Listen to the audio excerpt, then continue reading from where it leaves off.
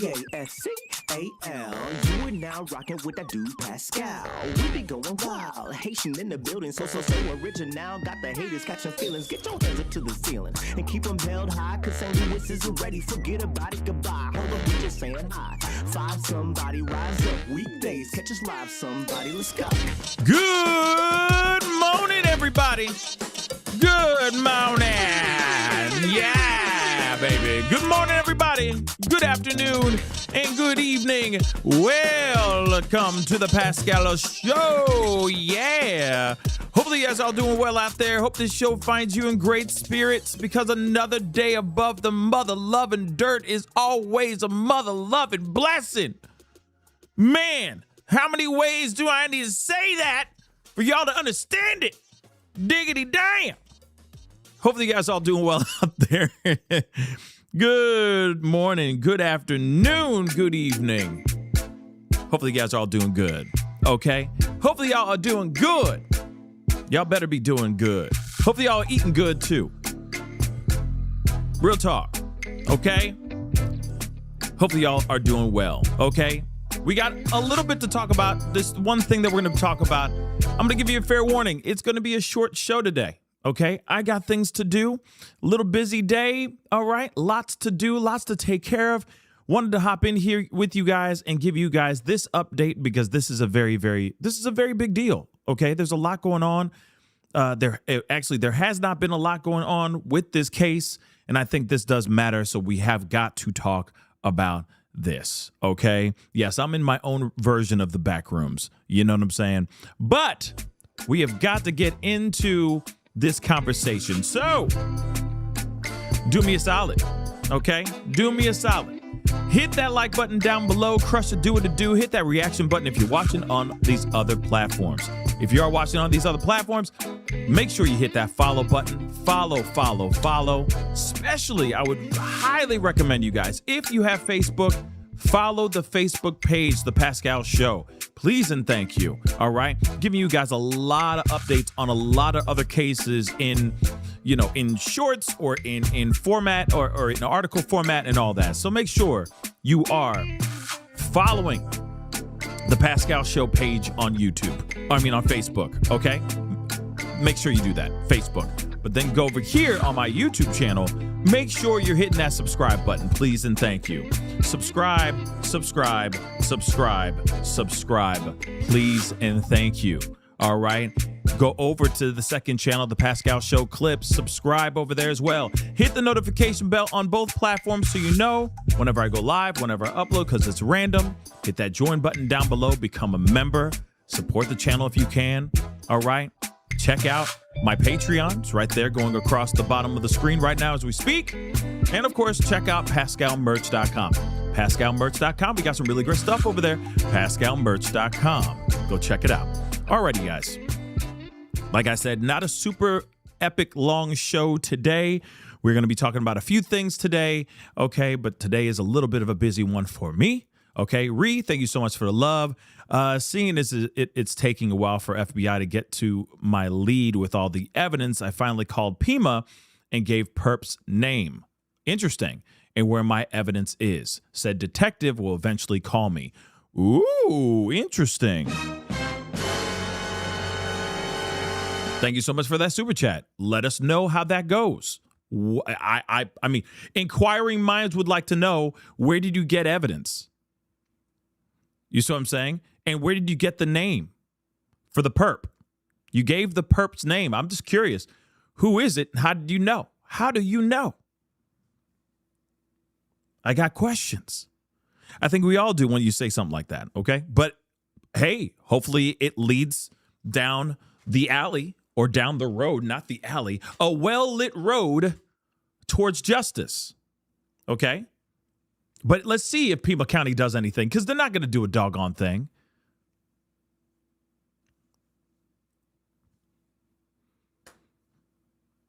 They're not going to do a doggone thing. They're going to be like, okay, thank you, ma'am. And they're just going to keep doing what they're doing, which is nothing. Remember who we're dealing with. Thanos Nanos, all right? Everything that is brought into his attention, he snaps his fingers and everything gets evaporated, eviscerated, okay? Thanos Nanos is inevitable. If you get what I'm saying. It's from the Endgame Marvel movie. It doesn't matter, okay? You don't have to be a Marvel nerd to know that Thanos Nanos is a bad mother shut your mouth, okay? And he's trash, in my personal opinion. Now, we got a lot to talk about. Like we talked about yesterday evening, I want to remind you guys, it has been well over 140 days since Nancy Guthrie was last seen. She has been missing for over 100, and I think today's the 143rd day. Now, I don't know. I may have a day off or a couple days off, or maybe I'm a couple days ahead. I don't know. But I'm sure there are other content creators that could tell you exactly how many days it's been, because some people have been live streaming since day one about this. So there's been at least over 100 live streams from content creators talking about how, where is Nancy? Part 42, part 142. You know what I'm saying? There's a lot of people out here, all right, that have been out here just stretching it for as long as it can. And here it is. I'm just going to say this, all right?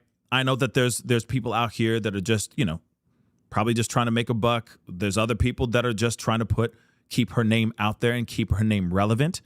I agree. She needs to stay relevant. There are other cases that need some eyeballs on there too, some questions about where they are, so on and so forth. But I get it. This is the hot topic. This is the hot situation, I guess. But there are people out here that have been out there outside of her house or in the Pima County area talking about this case nonstop. Now the question is, are they helping keeping the name out there? Yeah, they are. Are they not? Are they or are they not? I mean, they are keeping the name out there.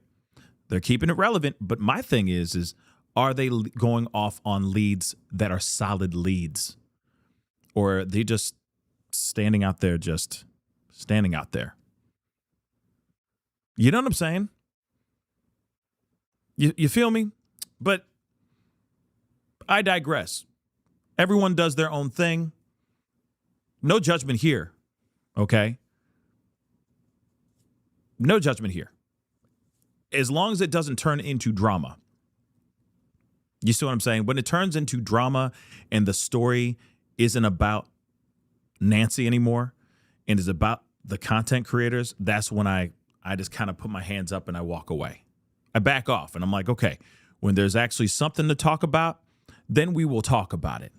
But if there ain't nothing to talk about and there's no leads, no updates, no nothing, I'm not gonna, you know what I'm saying? I'm not gonna keep pushing for something if there isn't any information. And yes, I agree, Ella. Okay. Brian Ensign really tried his hardest. Okay. He really tried his hardest to stay out there for as long as he could, to keep talking about this case, to keep bringing up what was going on. But he was also forced out by Pima County police, not Pima County, but the police. Okay. And even now, there are neighbors now getting really annoyed about the content creators that are out there still live streaming in their streets. In the very beginning, if we go all the way back, a trip down memory lane, you know what I mean? Back to 140 days ago, it was not that big of a deal. They're like, yes, please find her. Don't stop talking about her. Don't stop, going live. Don't stop being outside of her house. Let's find her. Let's figure out what was going on. But now we're at 142, 43 days in, and people are pissed. Neighbors are tired. They're sick of it. At first, it was like, come on in. You're a part of the neighborhood. But now they're like, yo, come on. We gotta, nah, you gotta go now. You're all up in our face. You're all up in our stuff. You're in our backyards. You're trespassing in areas. At first, it was cool, but now it's been several months, and still she hasn't been found. So there's people who are getting upset. Neighbors in the neighborhood getting annoyed now. I get it. Okay. But again, like I said before, I think that there is a crap ton of other cases that could really use some light, a light shown on them. You know what I mean? While we wait for more developing updates revolving around Nancy Guthrie. You see what I'm saying? But now we do have some information, but this is old stuff in a way. I mean, it's not old stuff, but these are things that were given months ago that we're now finding out now. So it is new information, but it's from old stuff. So the question I ask is, did they screw the pooch? Did LAPD, did Pima County PD, did the Pima County Sheriff's Department really muck this up? Did they F this in the A? Or no? Let me tell you this. Spoiler alert. I've been telling you guys that they screwed the pooch on this one. That they done mucked this up. I just want to make that abundantly mother-loving clear. Abundantly clear. There have been plenty of evidence, possible smoking gun information, etc., that they just bat away. They would just push away and go, no, we got our own thing.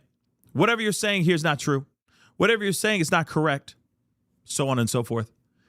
And now we're just hearing more and more information like this, which is crazy, right?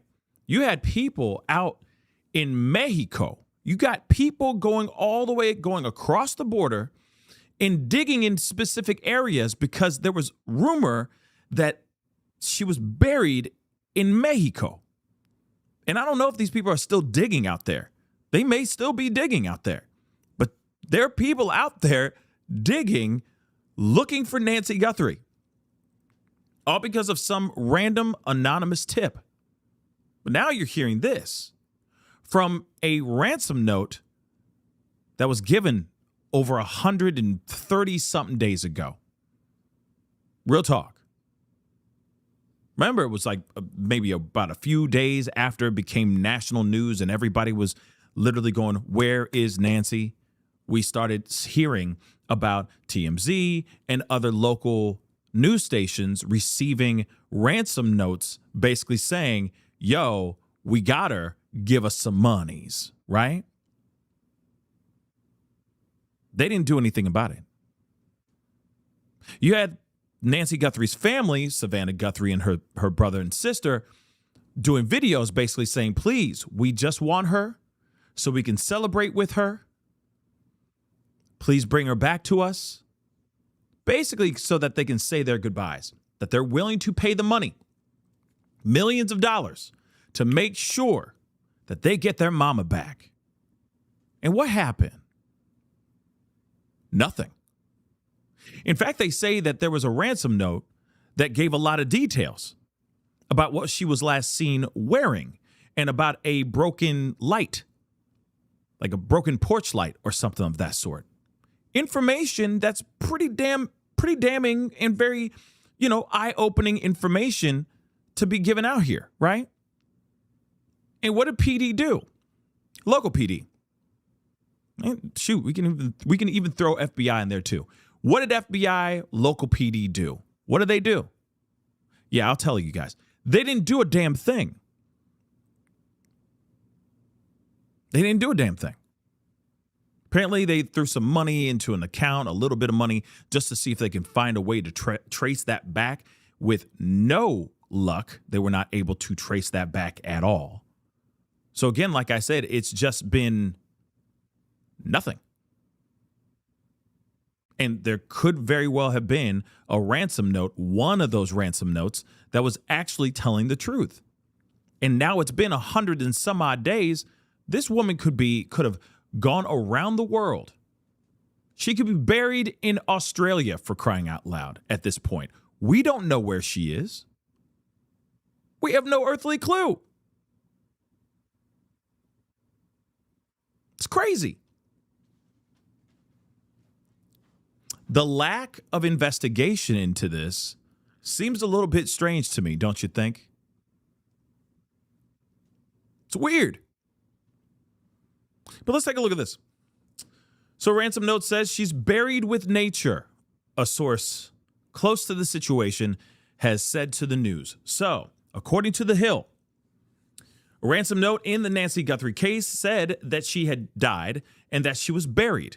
Sources close to the investigation told News Nation's Brian Enton. And we're going to be looking at his video here in just a little bit. So according to that source, the note indicated that Guthrie's death was unintentional. That was a mistake. It was an accident. And said that she was buried with nature now. A report from Air Mail said that the note had apologized for taking the life of the 84-year-old mother of Today's Show host Savannah Guthrie. However, the source familiar with the investigation said it did not offer a direct apology. So they also reported that the email sent from the same IP address as the earlier note included details about the night Guthrie actually disappeared. Investigators believe that she was abducted from her Arizona home in the early hours of February 1st, 2026.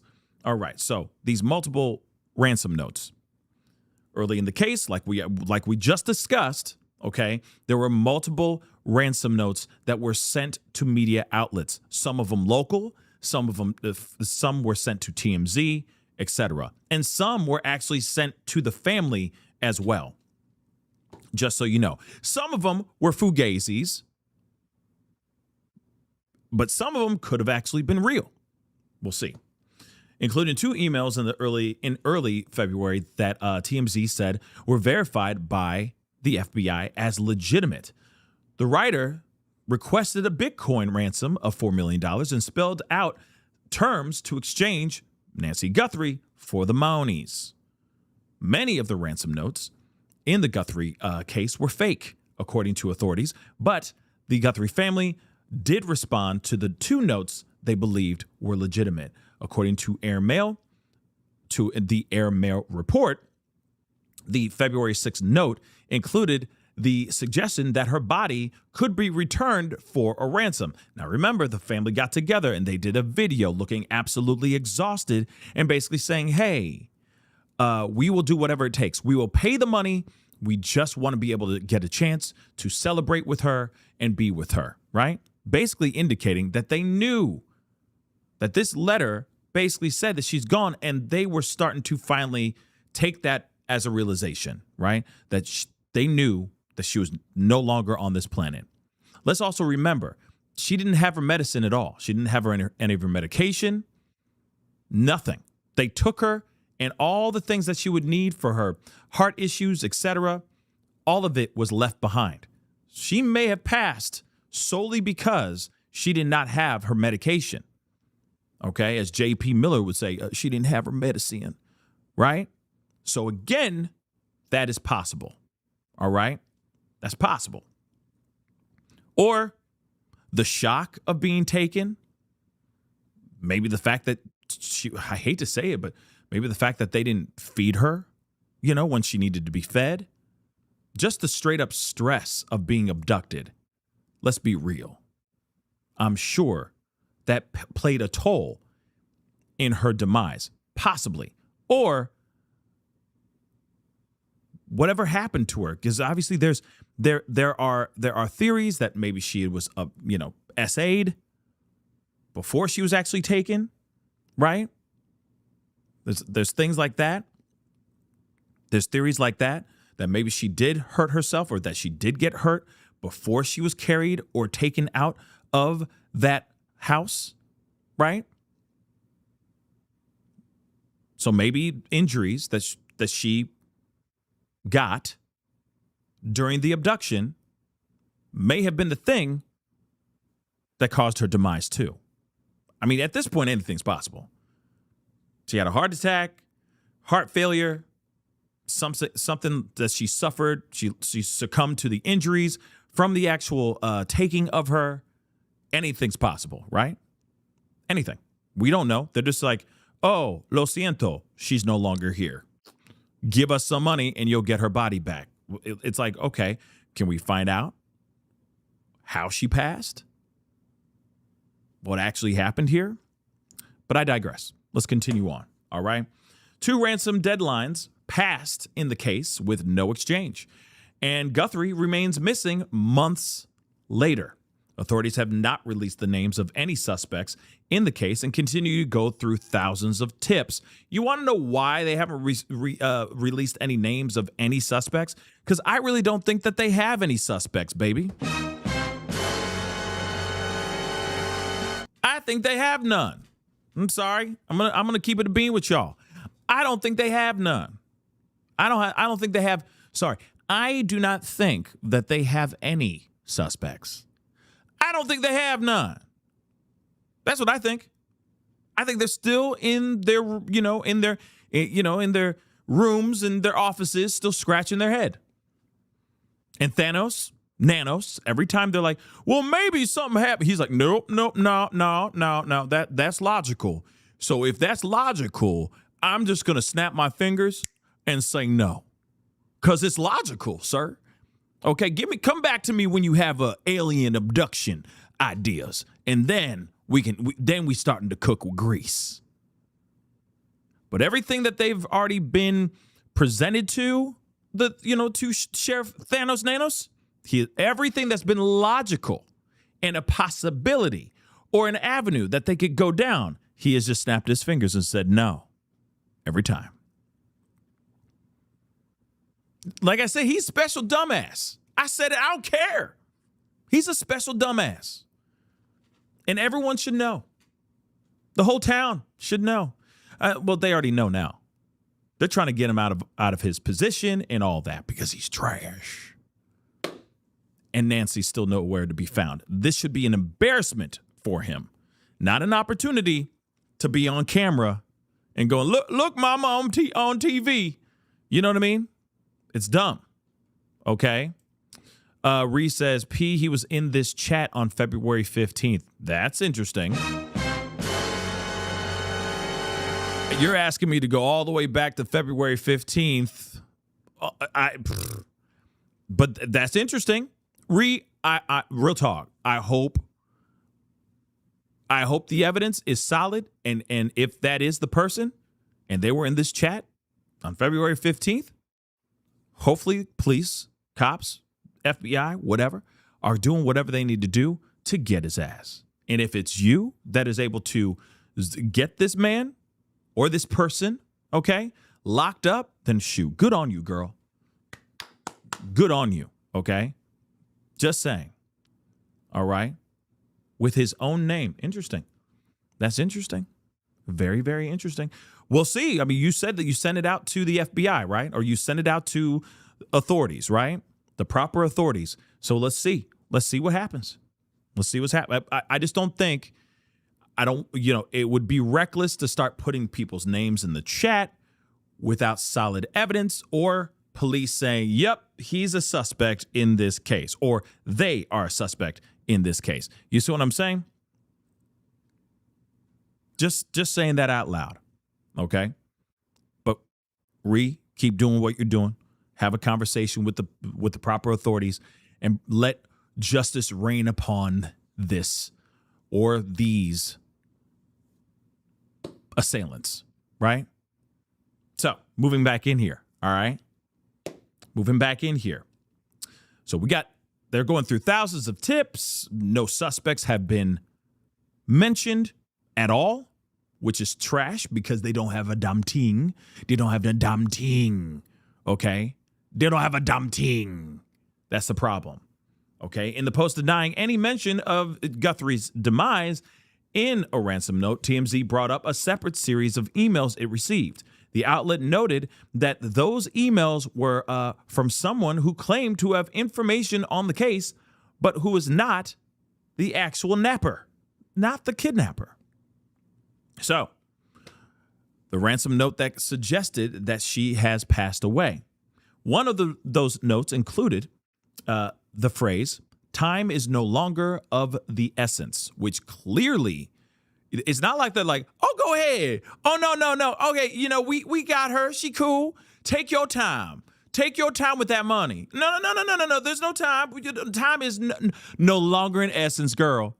Okay, just be sure to wire that $4 million, $6 million, okay, to that proper crypto account, for that Bitcoin, and then we gonna bring her right back to you, alive and breathing. No, it's cool. Just take your time. If you need, because I know how bank accounts are set up. So if you need to go and do your thing and rob Peter to pay Paul type thing, go ahead and take your time. She right here. She cool. She having a Capri Sun, smiling. Okay, she chilling. Don't worry about a damn thing. No, that's not what they were saying. Okay, one email said, "Time is of an essence," which means get moving, get that money to us as soon as possible so we can get her back to you as soon as possible. And then the next email was, "Time is no longer an essence, of an essence." Why? Why? That's because she's gone. But they're like, but still we want that money so we can give you back her body.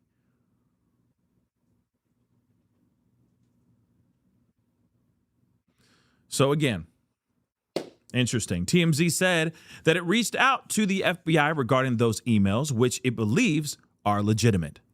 The company said it was hoping to do a documentary. See, that's the thing. This part was weird to me. We might circle back and watch that video again. Maybe not. But I think it's weird that they were sitting there going, "Ooh, look, we're going to turn this into a documentary, right? We'll pay some of the money to see if we can get this thing going. And we can use this as content for a documentary that we're putting together all around Nancy Guthrie's disappearance." Interesting, right? So the company said it was hoping to do a documentary and asked the FBI how the agency would feel if TMZ actually paid the Bitcoin ransom to see where it led. The FBI said the email was quote unquote interesting, according to TMZ, but did not follow up on the actual ransom request. So they didn't do a damn thing. Even FBI, you know who leads it? Cash Patel. The Cash Patel. Another special individual, okay? And they said, no. You don't need to do that. You don't need to do any of that. We got this. We got it from here, sir. Thank you, sir. We got it from here. Yep. Yes, sir. We got it from here, sir. Go ahead. Go ahead and be TMZ. But sir, we don't need you to get all up in this situation. Thank you very much, sir. We got it here, sir, from this point on. We, the FBI, we got this, sir. Nope, they don't have a damn thing. Now, we got to go over to Brian Enton, okay? I know. I took you guys out with the Capri Sun. I know. But at the same time, come on now. Time is no longer of an essence. Clearly, that means she's no longer here. So she's been gone. She's been long gone for a while, guys. That's what I truly think. If she is found and she's still alive, it'll be a bloody miracle. But I'm sorry. She's no longer here, guys. She's no longer here. Now it's about recovery. Not a rescue, but a recovery. But let's get over to Brian Enton. He got some things to do. He got some things to say, I'm sorry. And I'm going to say this too. I sped up the video just to give you a heads up. So no, he's not like, doing lines before he went live or started shooting this video. No, I sped up the video just so you know. All right. Don't forget to hit the like button down below. Okay. Don't forget to hit that like button down below, please and thank you. Crush that subscribe button if you can. That would be amazing too. JLK just said, thank you so much for the super chat.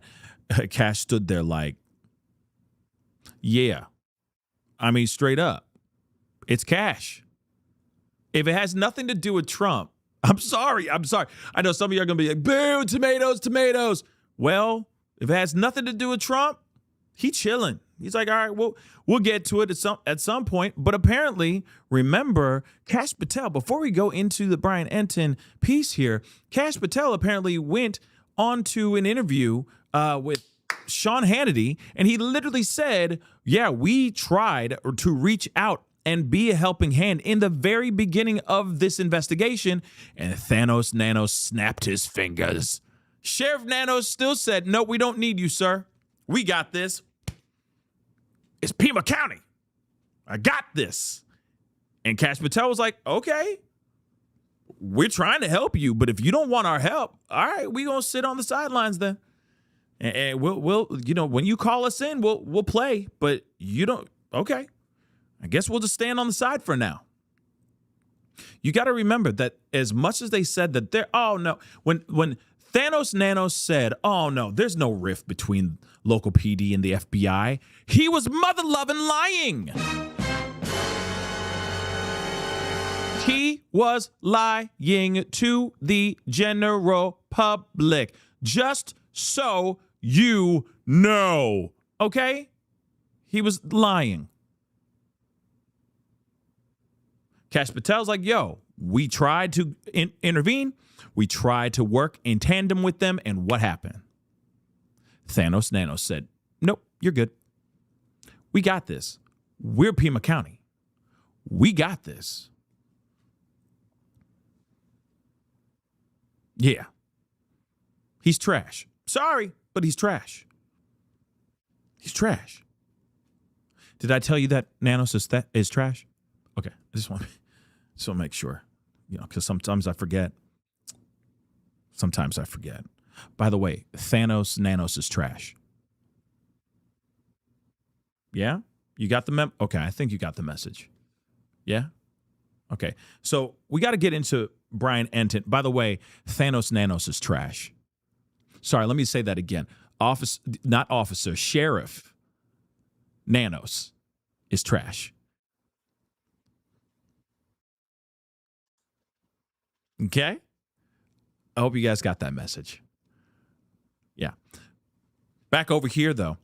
Brian Entin has been talking about this. He also broke this on about she's buried with nature comment in this second ransom note, okay, that the family and, TMZ, FBI, all that received, okay? So let's take a look at this. By the way, Sheriff Nanos is trash. All right. I'm done. I just want to make sure you guys fully got that memo. All right.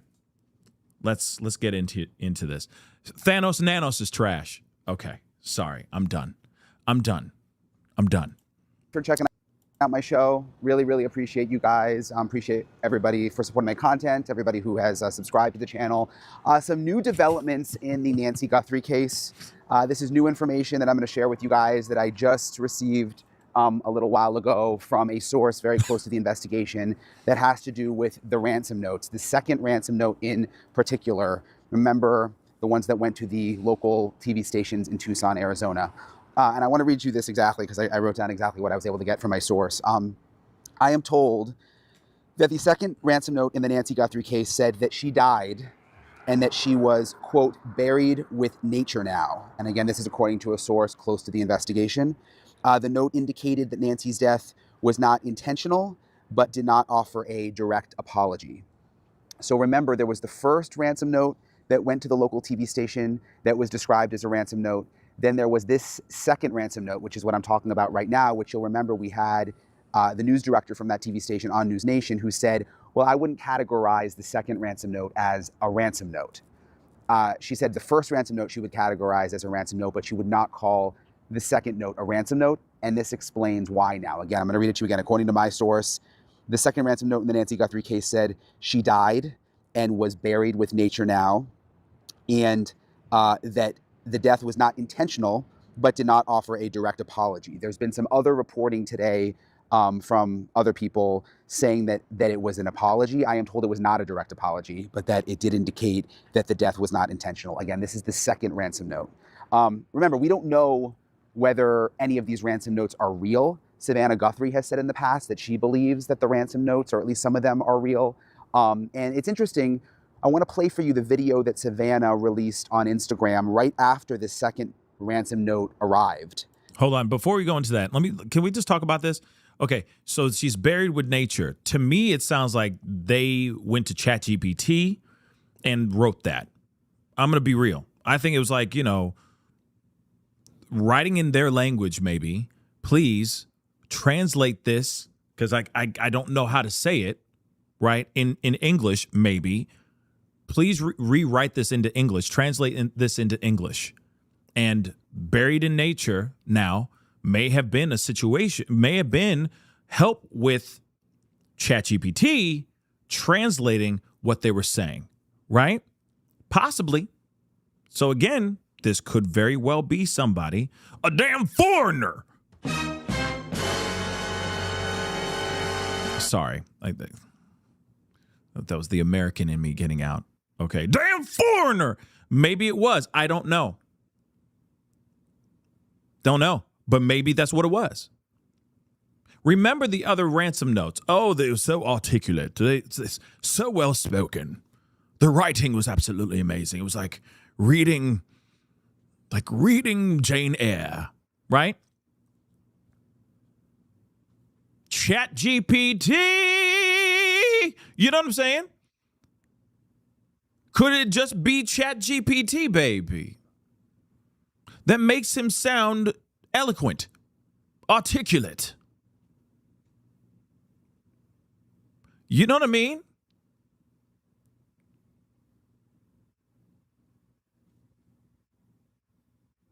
Everybody using ChatGPT for everything. Okay? Everything from how to make an omelet to how to kidnap somebody, how to write a ransom note to how to get laid. People are using it. ChatGPT. Right? I want to run faster, or I want to lose weight. ChatGPT, I'm trying to lose some weight. Have any suggestions? You know what I'm saying? Everyone's using it. So I wouldn't be surprised if, hence the reason why all these data centers are coming out the butthole right now. Okay? ChatGPT and Claude AI and all of these AI platforms that people are using, people be using them. So what are the chances of this particular person using that as well? I don't know how to say it. I don't know how to say it in English. So can you translate this for me? And it's, oh, no problem. She is buried in nature now. That's possible. Now, here's the thing. It may not be that. Maybe this person literally thinks that they're the next Shakespeare. I don't know. Okay? I really don't. But I do think it's very interesting that they used that. You know? The classic one says, kind of like buried with the fishes. You mean like swimming with the fishes? You know? Like an old school, what the heck happened there? Something just freaked out there. Like an old school, like gangster movie, right? Like an old school gangster movie, you know? He gonna have cement shoes sleeping with the fishes, you see? You know what I mean? So it's weird.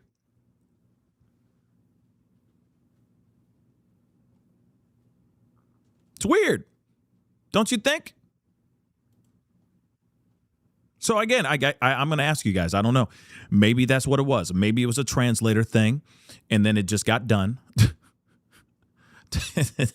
Take the cannoli. You know what I'm saying?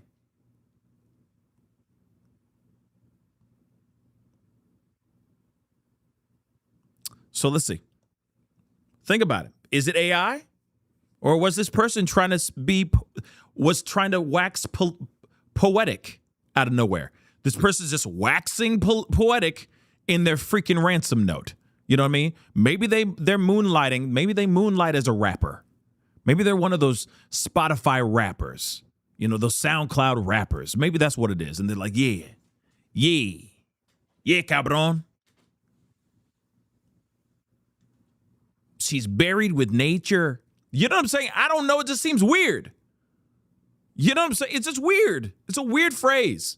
She's buried with nature. All you needed to say is she's buried. You didn't need to. She's buried with nature. What is that? What the hell does that mean? Slam poetry? Yeah. You know what I mean? A slam poet. Right? It just seems weird. Okay? Tuffy says buried with nature doesn't mean desert to me. It means around trees, flowers, grass, etc., like someone's backyard. Maybe, but here's the thing. That's everybody's. You know what I mean? That's everybody's backyard. Everybody got trees to a certain extent. You know what I'm saying? So it could be anybody's backyard. So who the F did this, and why did they do this to this old woman? This poor old woman. Why would they do that? And why would they say buried with nature? She's buried with nature now. That is the weirdest phrase in the history of ransom notes that I've ever seen. I don't know about y'all. And it's not like they're giving any kind of like breadcrumbs. They just mean she outside, and that's it. She with nature. She outside. That's it. She could be anywhere. She could be in Mexico. She could be at somebody's backyard in LA. She could be in the middle of the desert, okay, between Arizona and God knows where else. I mean, she could be anywhere, guys. It's been 143 days, give or take a day or two. They've had plenty of time to move her around. They've had plenty of time to dig a hole, and they've had plenty of time to cover that hole up without anybody seeing her or seeing them do the thing. So again, let me ask you guys again one more time. What you think buried with nature means? D. Tracy just said, a woman wrote it. Holy crap. I don't know. I mean, to me, it sounds like AI. Why? Okay, D. Tracy, with all due respect, why would you think? Why would anyone think? And this is, I'm not trying to be mean. I'm just asking. Why would anyone think that a woman wrote it? Because of the phrase?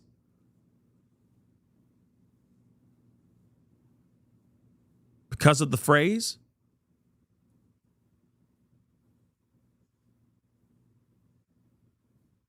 Because she said nature?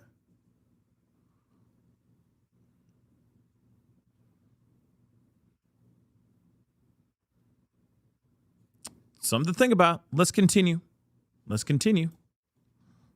Oops. Notes are real. Savannah Guthrie has said in the past that she believes that the ransom notes, or at least some of them, are real. And it's interesting. I want to play for you the video that Savannah released on Instagram right after this second ransom note arrived. This one that I am now reporting said that Nancy Guthrie died and was buried with nature now. And it kind of makes sense when you now go back and watch what Savannah said on Instagram after receiving that note. Take a look at this. We received your message and we understand. We beg you now to return our mother to us so that we can celebrate with her. This is the only way we will have peace.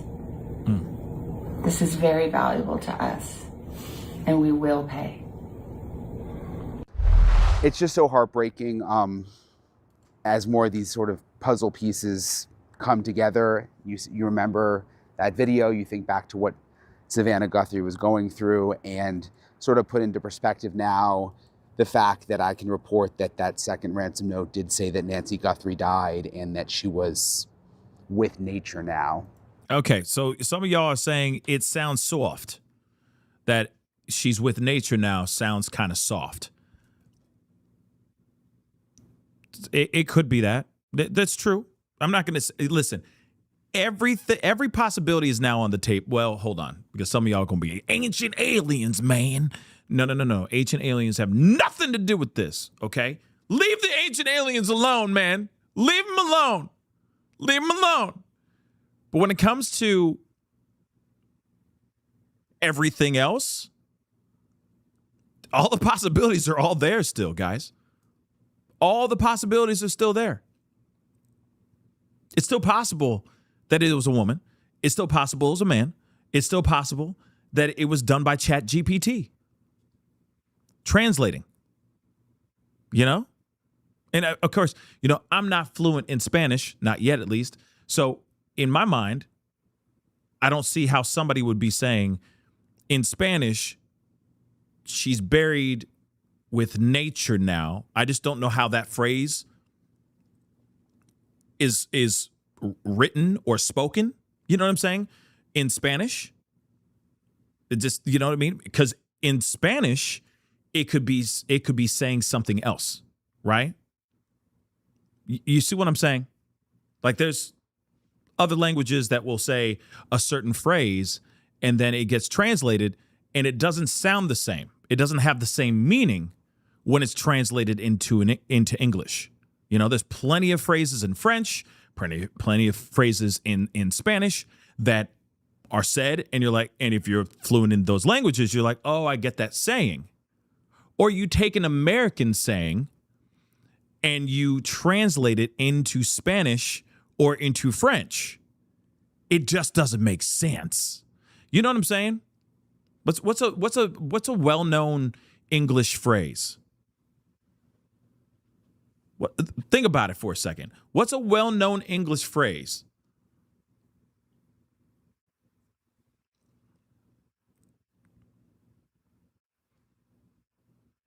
I already know some of y'all are going to try to be funny, but you see what I'm saying? Hold on. Somebody said, and I'm probably going to destroy this, okay? Encerrada en la naturaliza. I know I just butchered that like to all hell, okay? And I'm sorry for all you Spanish speaking individuals that probably sounded like nails on a chalkboard, okay? Sorry. But again, maybe they wrote that and then ChatGPT wrote it as, you see what I'm saying? L, thank you. Like I said, idioms are hard to translate. Yeah.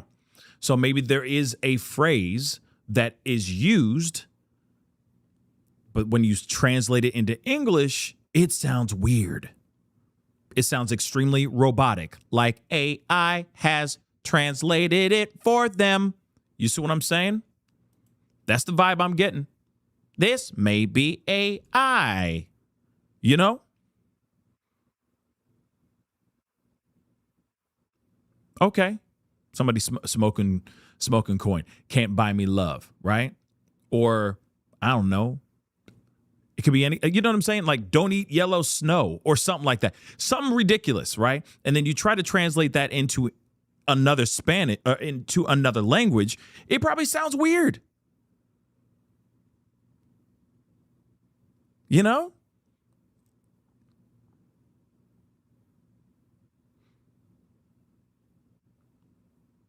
So just a thought, you know? This sounds like AI to me. Okay?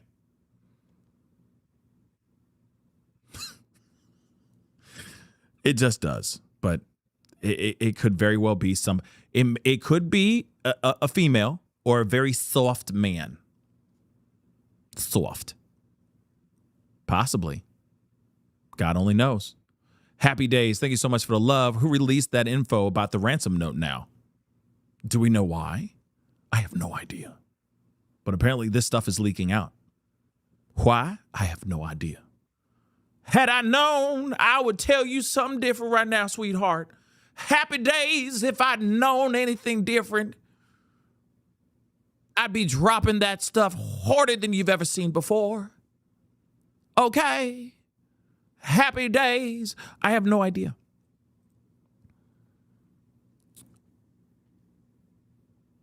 Here's the other thing, too. Let me say this. TMZ has been saying other things that are different. That's the problem.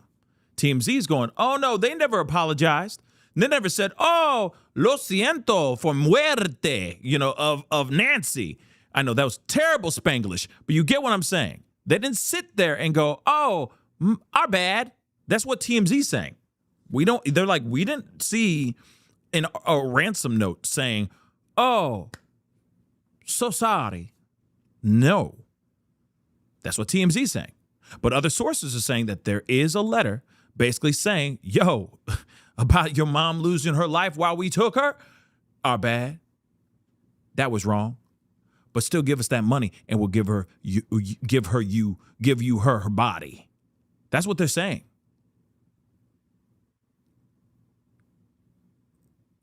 Lo siento, cabrón. Indeed. So again, that's weird.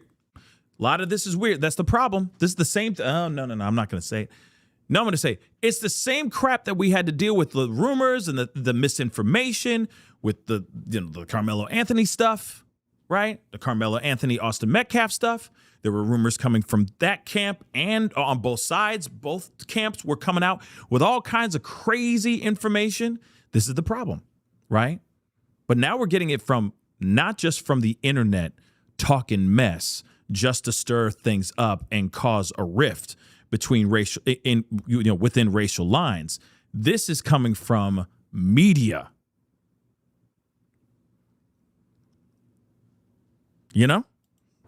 Let me make sure I get that quote right, that she was buried with nature now. So that's my latest reporting on the notes. That's what I've been able to confirm. I know there's been a lot of other reporting out there today.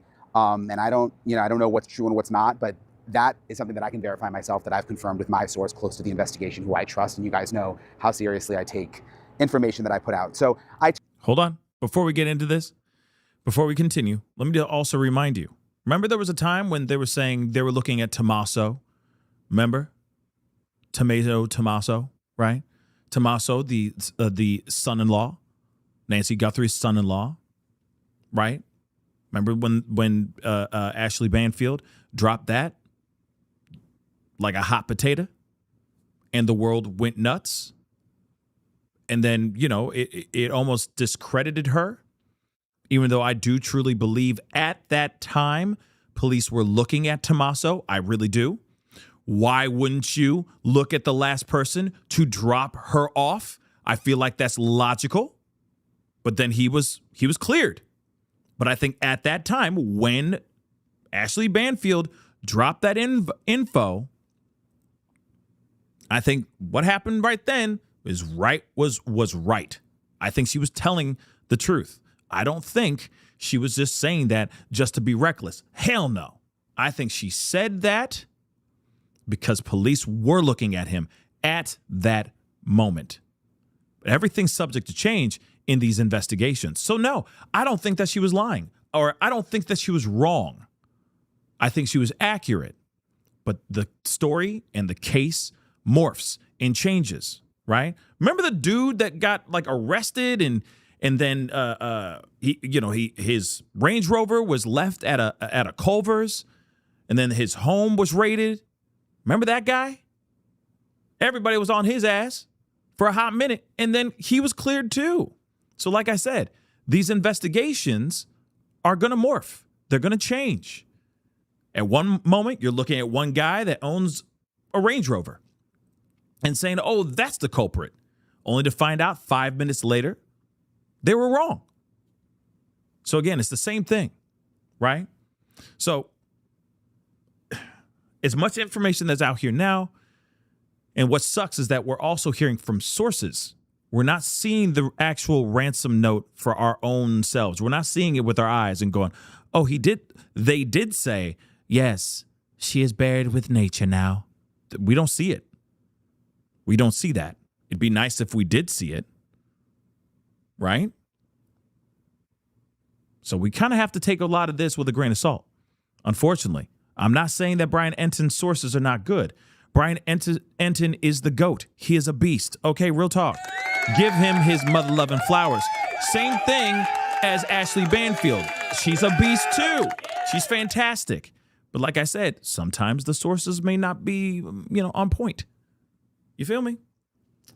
But let's continue. Talked with my buddy, retired FBI agent Steve Moore, about the latest with the notes. You know, he's still skeptical about whether all of these notes are even real. And by the way, TMZ has been reporting that the notes that they received did not say that Nancy Guthrie died. Now, I don't believe they received the same notes that went to the local TV stations, but it's sort of hard to, sorry, there's a big truck going by.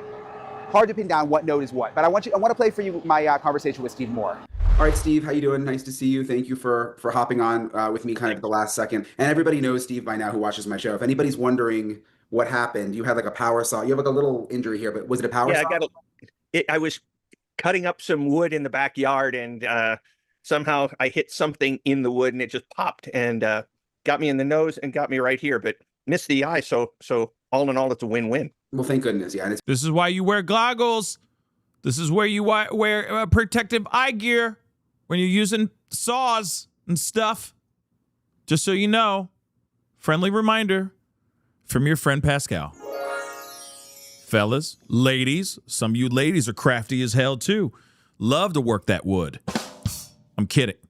I meant that. That was meant to be a joke. I meant that, ladies. Wear that protective gear. Wear that protective gear. It's barely even noticeable. So hopefully you'll be healed up quickly. I wanted to ask you about these new revelations, or maybe incorrect revelations, coming out about the ransom notes. There's this writer, Howard Bloom, who has characterized one of the ransom notes in the Guthrie case as an apology. Now, I've been careful never to say that. What are you sort of reading in between the lines here? I mean, how are you making sense of this? Well, I'm taking everything that we get post-note, the reactions of the Guthrie family, what law enforcement does afterwards, things like that, and trying to come to grips with what might be happening. It's kind of like I may not see everything that's in my backyard right now, but if the dog is barking, I'm guessing there's an animal back there.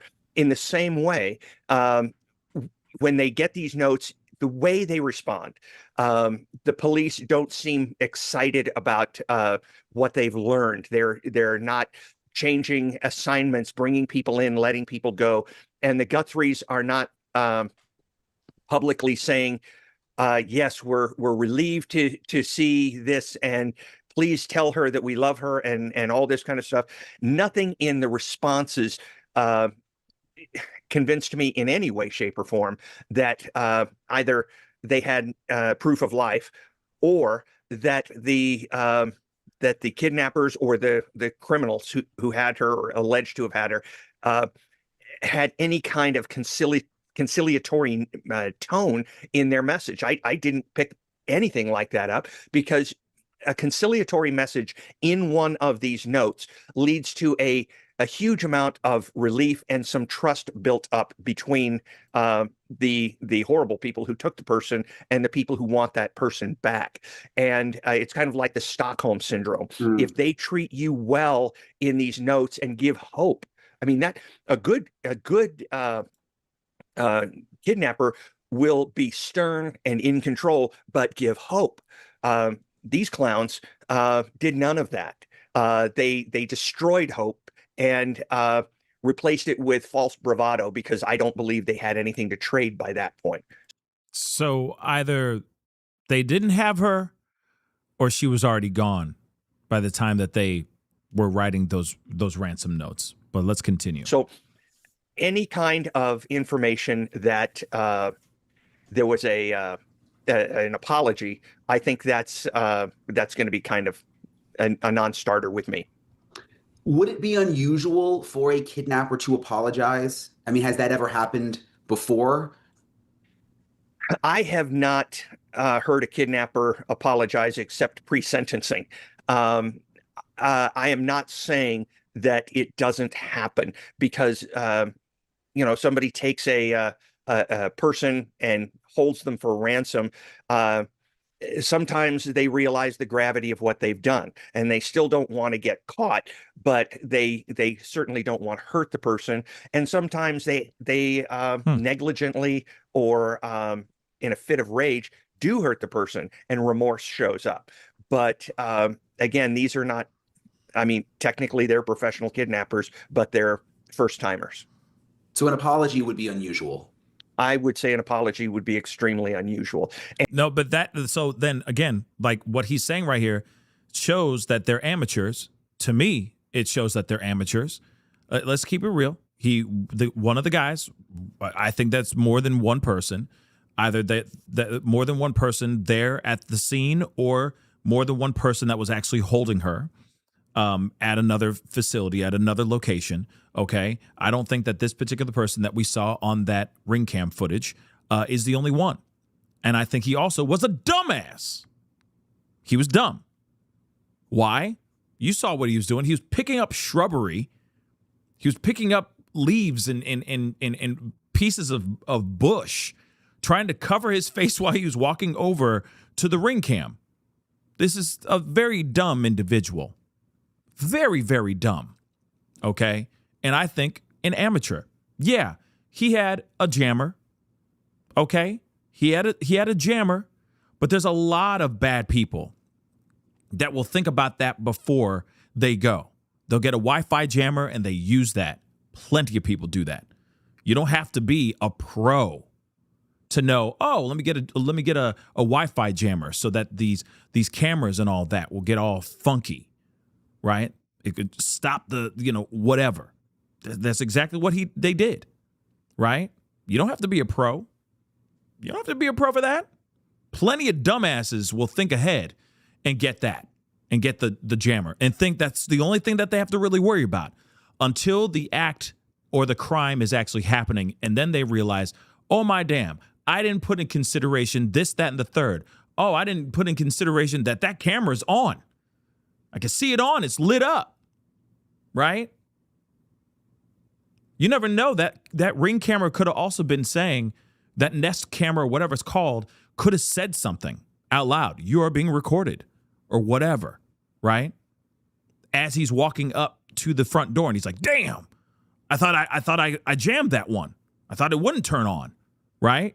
Only to find out it was on. You see what I'm saying?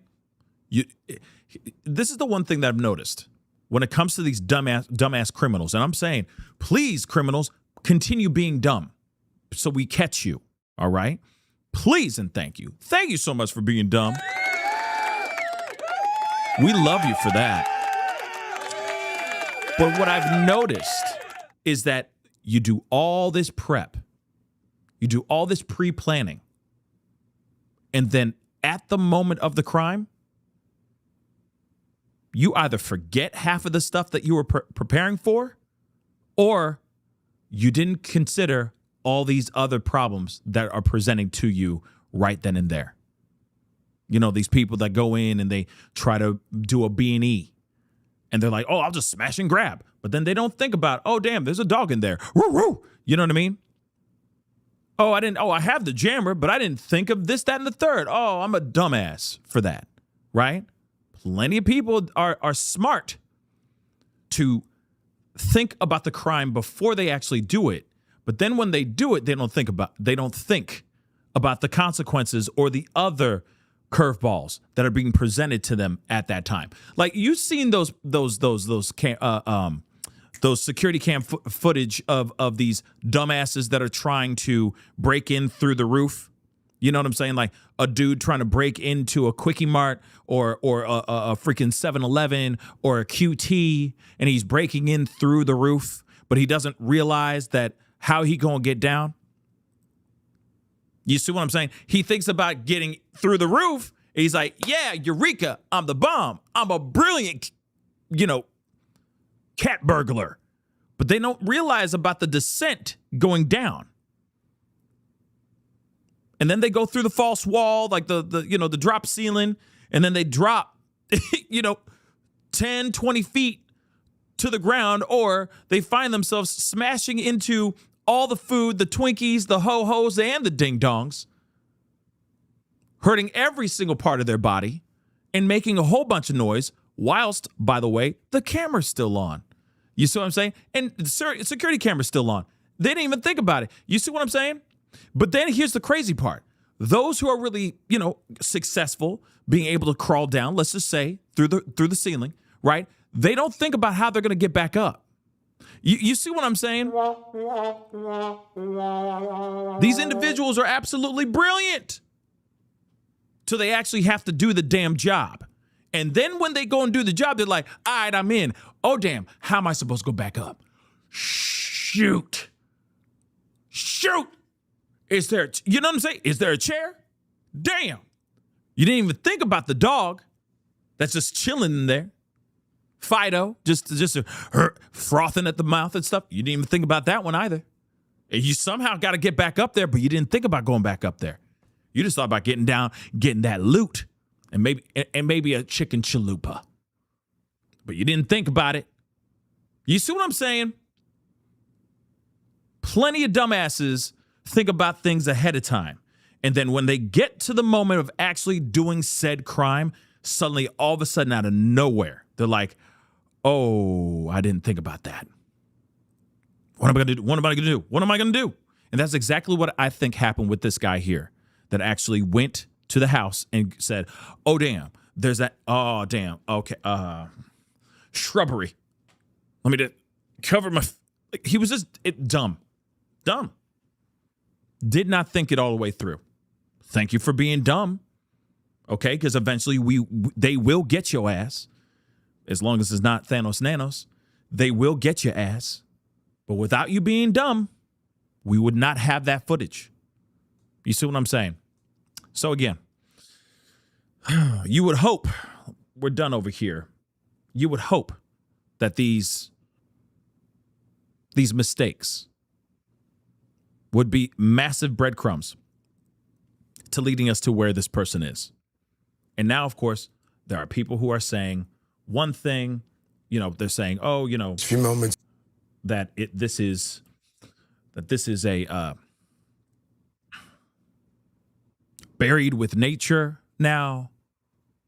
And we got to wonder if that's actually 110% true or if that's a big fat ass fugazi. I don't know. Okay. But the family did speak. I'm going to show you this too before we go into the Ashley Banfield part, because Ashley Banfield has some things to say about this whole situation. But of course, the Today Show, of course, her team, all of her other co-anchors and all that, they talk about this situation. So I want to share this with y'all too here. Let's take a look. A story that a few moments, an update now on a story that we continue to keep very close to our hearts here. The search for Nancy Guthrie, who was abducted from her Arizona home nearly 5 months ago. This morning, NBC News is reporting new information about one of the notes sent to multiple media outlets. NBC's Liz Coitz has been on the story from the very beginning. She joins us now with the very latest. Liz, good morning to you. Hi, Craig. Good morning to you. As you know, the existence of this note had already been known and reported on, but now for the first time, we're learning and sharing the contents of that letter, which prompted an emotional message at the time from Savannah and her family to her mom's alleged kidnapper. This morning, new details coming out regarding the ongoing investigation into Nancy Guthrie's disappearance. According to 3 people familiar with the matter, the second of 2 notes sent to media outlets from an alleged kidnapper following the 84-year-old's disappearance indicated that Nancy had died. The note made no further request for money. Shortly after it was sent, Savannah and her siblings sharing this video, speaking directly to whoever took their beloved mom. We received your message and we understand. We beg you now to return our mother to us so that we can celebrate with her. This is the only way we will have peace. This is very valuable to us, and we will pay.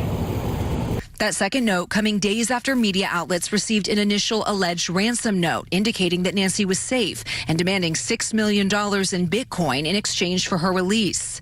NBC News has previously reported on both notes, but the contents of that second note have not been made public until now. Investigators involved in the case believe the notes are potentially credible, a sentiment shared by Savannah during her interview with Hoda. I believe the 2 notes that we received, that we responded to, I tend to believe those are real.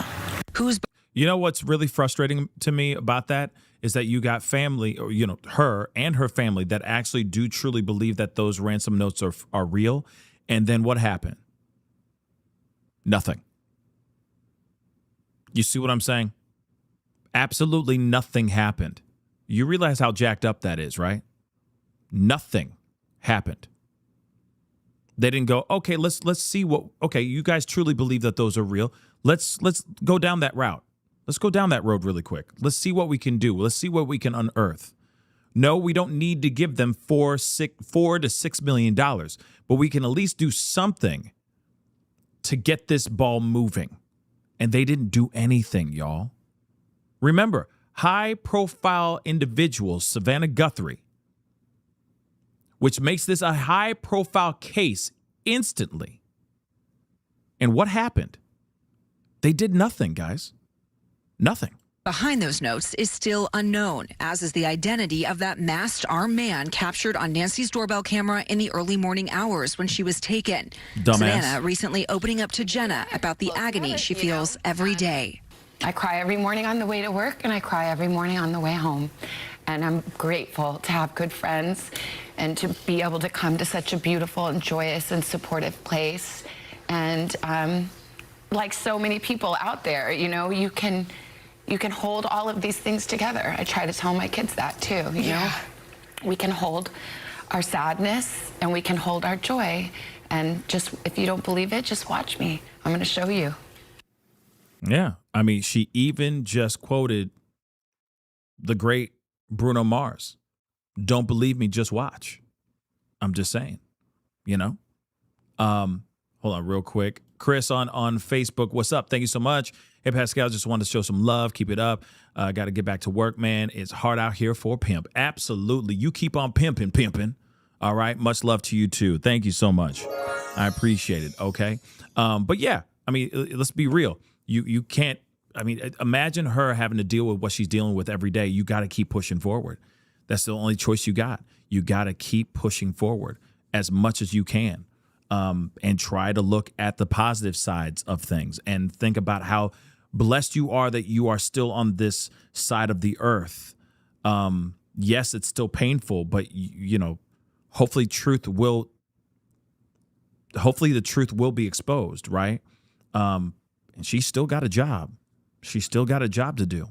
She's still got to do what she need to do. So, just because she's reporting news and doing her job does not mean, like, I obviously, as you guys just heard, she hasn't stopped thinking about her mom. She hasn't. And I mean, who would? An unsolved case like this. Again, high profile case, and they did nothing. I'm sorry, guys, they didn't. Not at least out here. Like they chased down a few leads. They did, sure. But then after that, it's been nothing lately. There's been no developments. The only reason why there's a development right now is because of this information that just got leaked. They've been butthole tight on this information. They haven't said anything. And then suddenly this stuff comes out now, 140 some odd days later. This shows to you the local PD and the feds dropped the ball, y'all. Remember, this case got cold as soon as Thanos Nanos went out there and started putting dividers in the streets outside of Nancy Guthrie's home. When he started having police go up and have those streamers and media themselves back off the road, park all the way down the road so that they couldn't just park nearby. They did all this extra stuff. To make sure that the tension and the pressure was off their shoulders. Why? This case got so cold so fast like that. And instead of them actually doing everything in their power to do what they could do and give us transparency and give us updates, they stopped. Thanos Nanos got upset about Ashley Banfield talking about the possibility of Tommaso being a potential suspect. Remember? He went up, he had a press conference, and he said, this will be the last press conference we have until we have more information. It's been 140 days now, guys. Have we heard anything? Have they done a press conference about this case? They have not. I can answer that for you right now. They have not, ever since that moment. Because he said, oh, F the media. Because she was doing her job? Come on now. It's ridiculous. General Genobi, what's up? General Genobi, Pascal, you're not going to know if something happened until they eventually tell something happened. They may have done something at, what? They may have done something. They may have done something, okay, and you don't know yet. That is true. They aren't obligated to say anything to the public. Never assume. You know what? You're absolutely 110% right, General Genobi. I'm speaking out of passion and frustration. You're right. You are definitely right. There's a lot of things that are being done behind closed doors, behind the curtains, that we don't know anything about. That is very true. But it is frustrating that we don't know the things that they are doing, that they're not willing to get out there and do those press conferences just to give people the updates. I'm talking about back in the day, not right. Well, it'd be nice if they did something now, just to give people an update 140 some odd days later. It'd be nice at this point. Okay, I know that the police and the feds don't owe the general public a damn thing. They don't owe us anything, but they owe this family the best work that they can give. And there's no way, I think that there's no way that this could have been, I just don't think that there's any way that this dumbass that actually took this poor old woman got away with it. It's unfathomable, it's unimaginable, and I just cannot wrap my mind around the fact that this dumbass that was found with the shrubbery and with the cam and the shrubbery, he still hasn't been found yet. It's just asinine to me. Absolutely asinine. But let's continue. And despite these new details, unfortunately, Craig, there is still no major update or break in the case. Investigators are still searching for that masked man and trying to find a match with some of the DNA that they uncovered at the home. Craig. All right, Liz Quartzforth there in California. Liz, thank you. The bravery and courage with which you have done this job every day since that happened, nothing short of remarkable. Wow. Nothing short of remarkable. I love you guys, and I love this place, and this is unusual and unprecedented, to say the least, to be sitting here.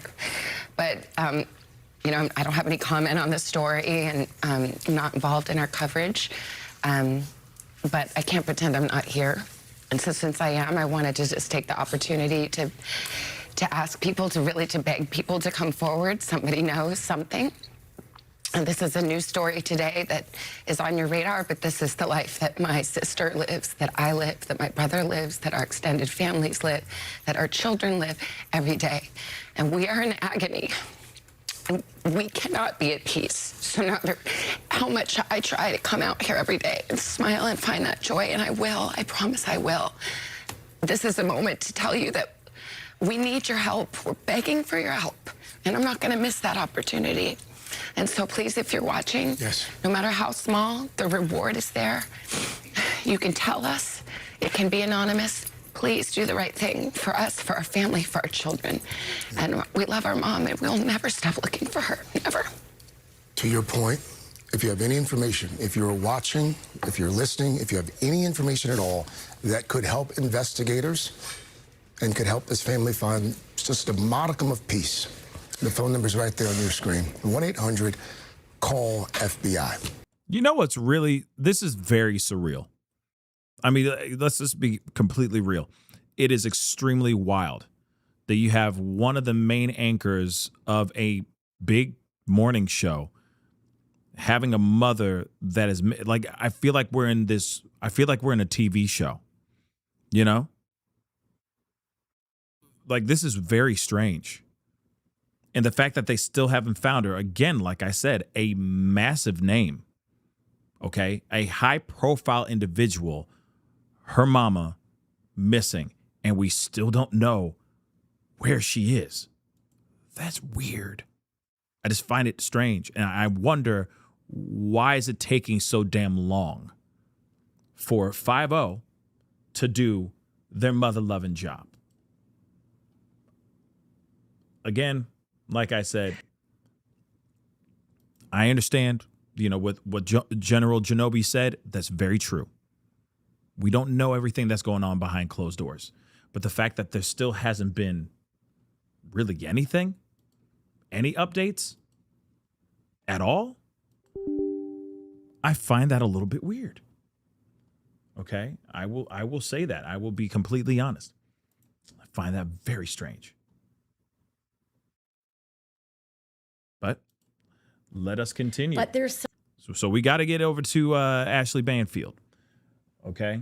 Because she's got a few things to talk about with this whole situation too. So we got to take a look at this. Do me a favor, guys, if you haven't done this yet, by the way, hit the like button down below. Let's see where we're at. I'm just curious. Hit the like button down below, please, and thank you. Don't forget to do that. Hit the like. Man, if we can get it to like 800 likes, that would really mean the world to me. Okay, hit the like, please, and thank you. That would really, really mean the world to me.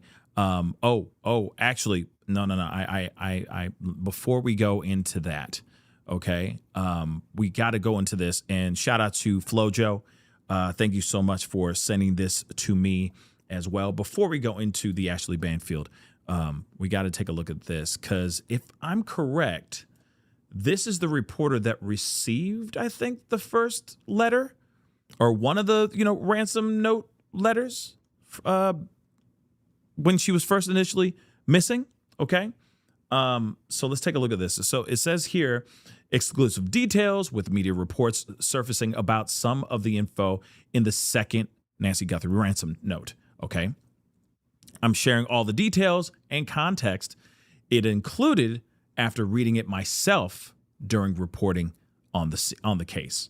Okay, so it includes confirmation of her demise shortly after she was taken, not intending to hurt her, not understanding her health conditions and believing her death was heart related. That is very interesting right there. Burying her with nature, an apology saying there's nothing anyone could have done to change the outcome.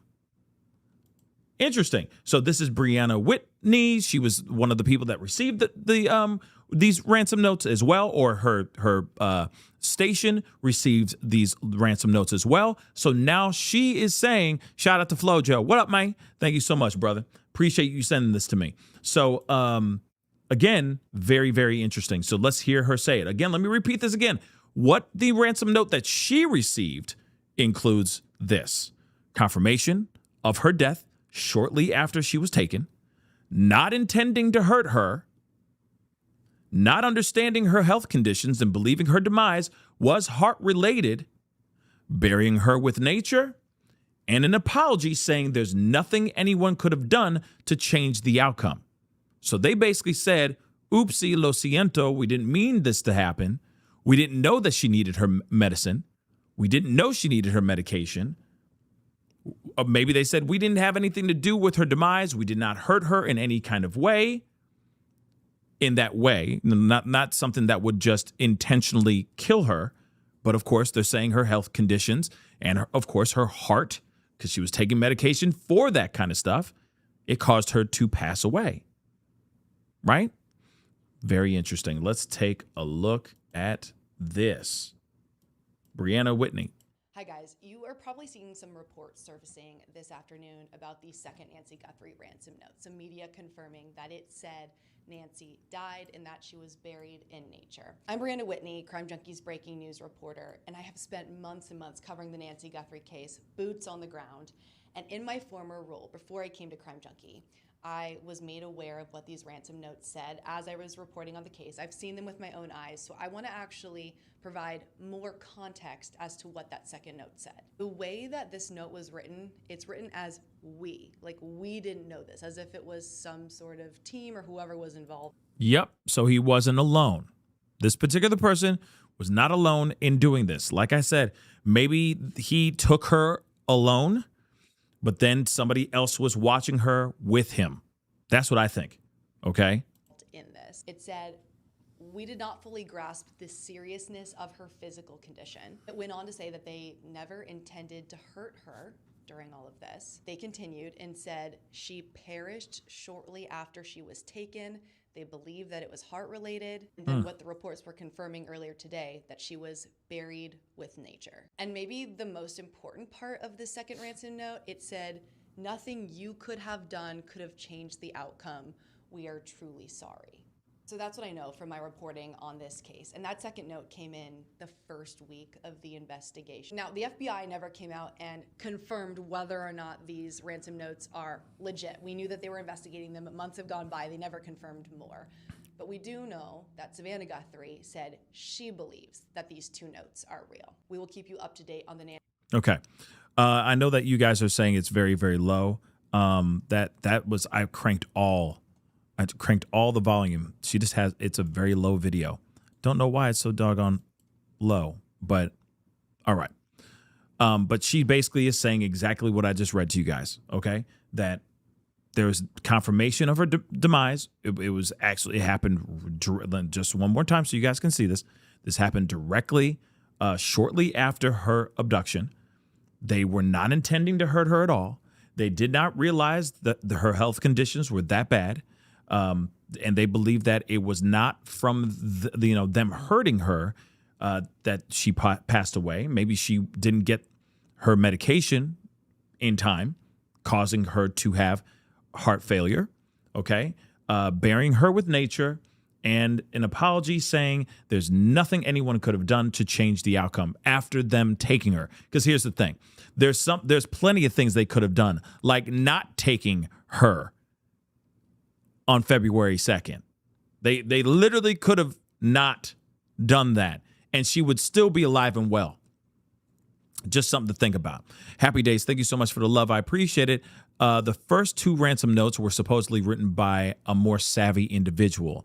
They don't know old people take meds, survive on meds.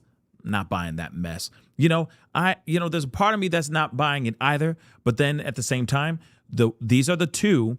Because again, like I said, these could be very dumb individuals that just were not thinking, okay? Just not thinking at all about this. There is that possibility that they just did not put in consideration that she needed her meds. Could be fake news, could be the real deal Holyfield. Don't know. But I will tell you, I mean, the fact that they're like an apology saying that there's nothing anyone could have done to change the outcome. First and foremost, they could have let her be and let her live her life and not abduct this poor old woman. They could have done that. Abso-freaking-lutely. But they didn't do a damn thing. Now, did they? They did exactly what they did in here. They didn't intend to hurt her, but they did. Oh, not understanding her health conditions. Okay, clearly, it sounds like to me that they didn't do their due diligence, that they didn't do any recon work on her. They just said, we're going to go in there. She's an old lady. She won't put up a fight. You see what I'm saying? So again, very interesting. Hold on.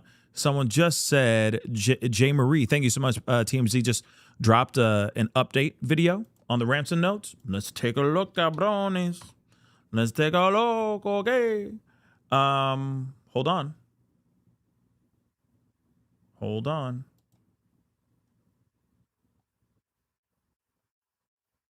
Like, you mean they did literally 5 minutes ago. Let's take a gander, love. Let's see what they say. Are they gonna flip this upside down again? Let's find out. TMZ in full effect. Confused about in the Nancy Guthrie case. We received, as you know, the first ransom note along with two Tucson stations, television stations. And in that note, the kidnappers made it clear that they wanted $4 million within days of the time she was captured. And if the Guthrie family didn't pay that money, it would go to $6 million. And a week after the kidnapping, basically, they said they would kill her if they didn't get the money. So there was a second ransom note now that we know about that one of the Tucson stations got. In that note, which was sent 5 days after the kidnapping, it said that Nancy Guthrie was dead, and that apparently said she was buried somewhere. Now, we know that the second note did not contain a ransom demand. And that's why it was so confusing that following weekend, when Savannah Guthrie said to the world that they wanted to bring their mother home to celebrate, and they would pay the money. And that money was never paid, and we know that because we have the Bitcoin address, and the Bitcoin address in the first ransom note was the same as the Bitcoin address in the second ransom note, and no money was ever paid other than a very small amount that the FBI put in to see if they could trace the Bitcoin address, which they could not do. So the question then becomes, why did the Guthrie family fail to pay the money? When you think about it, that second note saying that she died accidentally, that they didn't kill her, but she died accidentally, which is the way this is now being reported. They're essentially saying, look, we didn't do it. We weren't there to kill somebody, even though we threatened to, and she died on us, and we're sorry, essentially. I don't think they used the words "we're sorry," but they said, look, we didn't do it. She died shortly after the kidnapping. And it kind of makes sense with all her health problems, the fact that she didn't have her medications, and it must have been beyond extremely traumatic. So if that's true, what Savannah Guthrie is faced with is, we got this second note, and we believe it's the kidnappers, but now they're not asking for a ransom demand in return for telling us where the body is. So we're putting it out to them. Tell us how much you want. Tell us where the body is so we can bring her home. Because the $6 million may not be on the table anymore. They may be so freaked out and scared that she died and that they're going to be charged with murder that they're just basically leaving it alone and saying, we're done with this. And so to pay $6 million when it looks like they've just freaked out and gone away, what she did instead was to say, look, tell us what you want. We want to bring her home. And that means bring the body home. And they never responded after that. They never responded to us, and they never responded, apparently, to anyone else. Now, could it be because they didn't respond is because the body is nearby where they live? Maybe that's what it is. Maybe that's the reason why they didn't want to do that, because they didn't want them to be able to backtrack and then catch them or something. Maybe that's what it is. It is interesting, though. You got you got these ransom letters, these ransom notes. Parents, or sorry, not parents. The family believes that what was, given, the information that was given to them was actually real, that these ransom notes were the real deal Holyfield. They asked for, hey, tell us where she is. Let's get, even TMZ jumped in, right? Tell us where she is. And they still weren't able to give that information. Could it be that it was one big fugazi, that this was all lies, or that this was being done because, or they didn't want to give out that information because they were worried about that possibly catching them?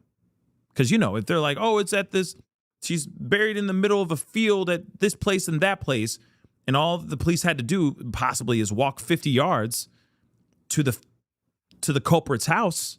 You see what I'm saying? Maybe, like I said, where she was buried is too close to where these assailants, these kidnappers live.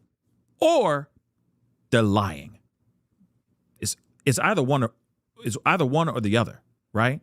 They're either lying through their teeth and it's a fugazi, or this is buried near something that could catch them. And that may be the answer as to why Savannah said, we will pay, but she needed to know, will you give us the body back if we do? And what do you want? And they never said that. So that may explain this curiosity of her saying, we'll pay, but never did. And just one other note, I have called the FBI twice again today, asking, please call, because we're trying to get some closure on this guy who was repeatedly emailing us, telling us he knew who the kidnappers were and he knew where Nancy Guthrie was buried. And still no response from the FBI. Something is going on. I don't understand it. And I'm telling you, the reason I don't understand it is we were in constant contact with them, and they were always responsive. They were calling us a lot, and we had a very open kind of relationship that went back and forth until I called about a month ago and said, look, what if we do a documentary, pay the money, and see where it leads us? And that just slammed the door shut for some reason. Why do you think? Harvey, come on, Harvey. Harvey. What do you think, Harvey? Come on, why do you think that? Hold up. Let's roll that back one more again. Hear that again, because this is the second time he's mentioned this. And I'm sorry. Okay, TMZ got to do their job. They got to make their money too. I get it. But at the same time, all right, he's saying it for the second time for a reason, I feel. I think it's a breadcrumb, because there's going to be a documentary coming out. Clearly, whether or not they are able to send things out, right? Send money out or get in contact with the kidnapper or anything like that. He's throwing in a breadcrumb because there is going to be a documentary. I just see it. I just see it in the future.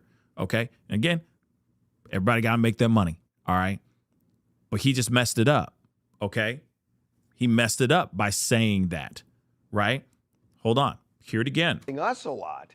And we had a very open kind of relationship that went back and forth until I called about a month ago and said, look, what if we do a documentary, pay the money, and see where it leads us? And that just slammed the door shut for some reason. Not for some reason. They said, oh, you're not really here to try to figure out what happened to her. You're trying to create content. That's just how I see it. And maybe that's how local PD and FBI or the Fed, whoever was involved, maybe that's what they thought too. Wait a second. We're not trying to make this a story. It's already a story.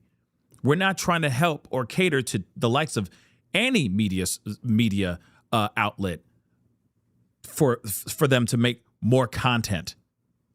You know what I mean?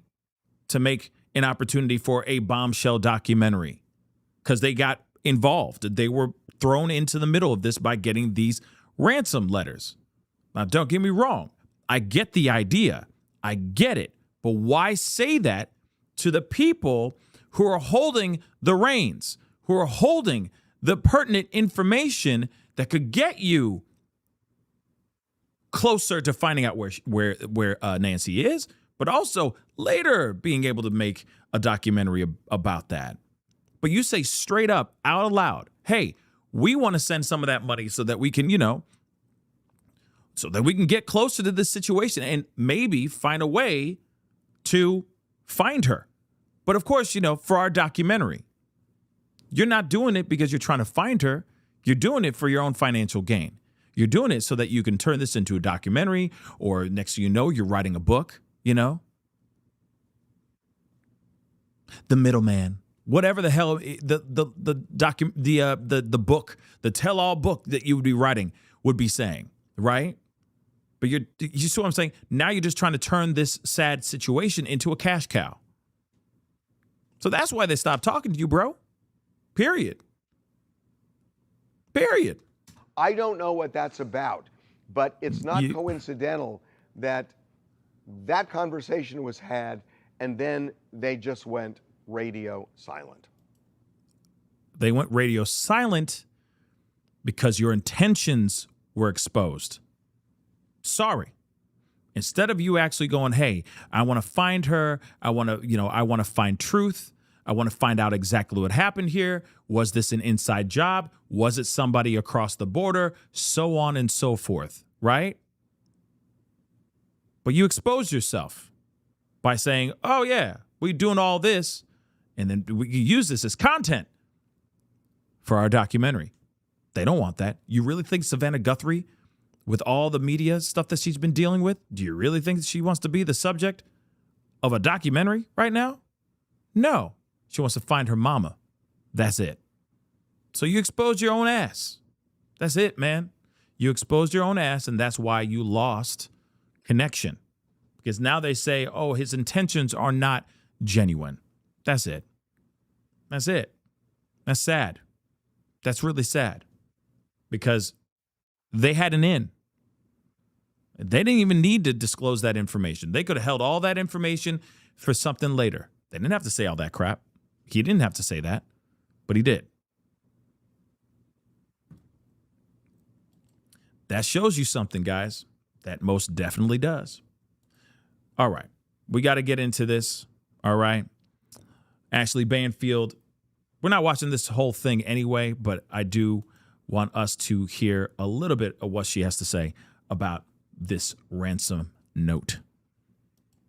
Beyond what the headline is. So I'm going to run down all of this with you. And I'm also going to talk to Harvey Levin's TMZ because he has been at the forefront of receiving so many of the communiques, right? The very first ransom letter that the FBI believes in, the FBI dived into the offices of TMZ, went through all their servers, worked with the staff at TMZ, and Harvey has responded to exactly what was and wasn't in the communiques that went to TMZ. But there's some really odd stuff that ABC is reporting, News Nation is reporting, and then I got my own reporting today as well from my sources, and that is that things may have changed at Pima County. I'm not sure, but effectively, when this all happened, there were hundreds of agents on this case, FBI, local, multiple different responding units. We even know about surrounding, counties that dived in and were helping with this case. And look, they always atrophy. Cases always get smaller. Agents fall away. The numbers fall away. Eventually, the core agents even take on other cases into their caseload. But I can tell you this, there was this task force that was put together after the Nancy Guthrie disappearance. And the task force contained a number of FBI and Pima County homicide detectives. So FBI agents, Pima County homicide. And for a while there, we thought there's at least like a half dozen of the FBI agents that remained after about 6 weeks, and about a half dozen Pima County deputies that were on the case. I can tell you this, they are completely sequestered away. I learned today they're completely sequestered away, and they are working out of the FBI office. So there is no back and forth between the homicide unit and this task force, even though there are a half dozen homicide detectives still apparently on the task force. This is the reporting I got from sources inside this area today. And so that's really, for me, that's really heartening, because I was concerned that half dozen agents from Pima County had also dwindled now that we're 140 plus days. I cannot tell you how many FBI agents. I can only tell you that they're still in the FBI building. They're all working out of the FBI building. But some of this reporting today, it gives rise to what the media did and didn't report early on. Because with so many different outlets hearing the rumblings and knowing about this so-called apology that came from the possible kidnappers in this so-called ransom note, why has it taken 140 plus days for that to eventually come out? Thank you. Especially since it was known among many of the media outlets early on. I can't answer that. But what I can say that all of a sudden it's pile-on, right? Everybody's, jumping on. Howard Blum from Airmail has a report. Then ABC News jumps on and says, we're going to confirm it. We're going to add some details. And then News Nation has a report and adds another detail. So suddenly everybody's saying, well, if it's out there, I guess we're going to report it officially. That the second ransom note that came 4 days after the first ransom note, which would be 6 days after the disappearance, said, we're sorry, but Nancy died. It was unintentional, and we still want money for her body. Takes a special person for which a special place in hell is reserved to do that kind of thing. Agreed. If it's real, even more special. If it's fake, definitely special. Let me quote specifically from ABC News and what they are saying about this so-called apology. It's really only Howard Blum from Airmail that's effectively saying there's an apology.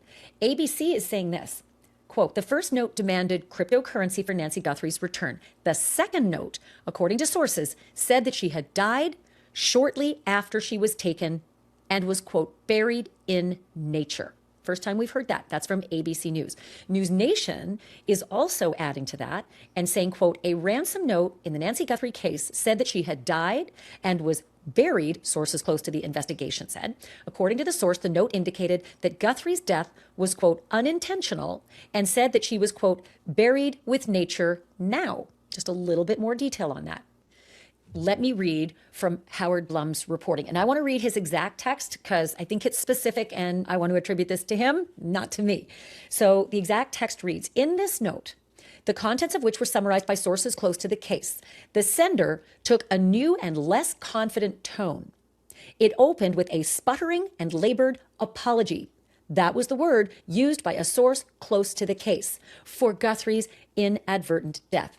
And Howard Blum's quote goes on. It says, it went harshly on, however, to offer up the transactional possibility that her body could be delivered for a sum. Whether it would be the original $4 million or another amount apparently was never clarified, end quote. So again, this very detailed description from Howard Blum, quoting sources close to the investigation, suggests that it was a sputtering and labored apology, that the death was inadvertent. Howard Blum doesn't say buried with nature. That's ABC News. And then there's News Nation saying buried with nature now. So very specific stuff that's come out. And I think what's so important at this juncture is to go back in time to what was happening right around this time, because you'll probably remember that one of the local news stations that received the first ransom note, but then only this news station, KOLD, received the second note, right? KOLD was the only station that received the second note. TMZ did not receive that. But the news director, her name is Jessica Bobila. I hope I'm pronouncing Jessica's name right. She told News Nation in an interview with Elizabeth Vargas, effectively some of what that second note was all about. She was pretty cagey, though, because I think she felt like she shouldn't be giving out some of the details that the FBI and she had discussed. Clearly, you know, they got this note and they went to the FBI with it, but she wasn't going to divulge everything that was in it, but she did say some things.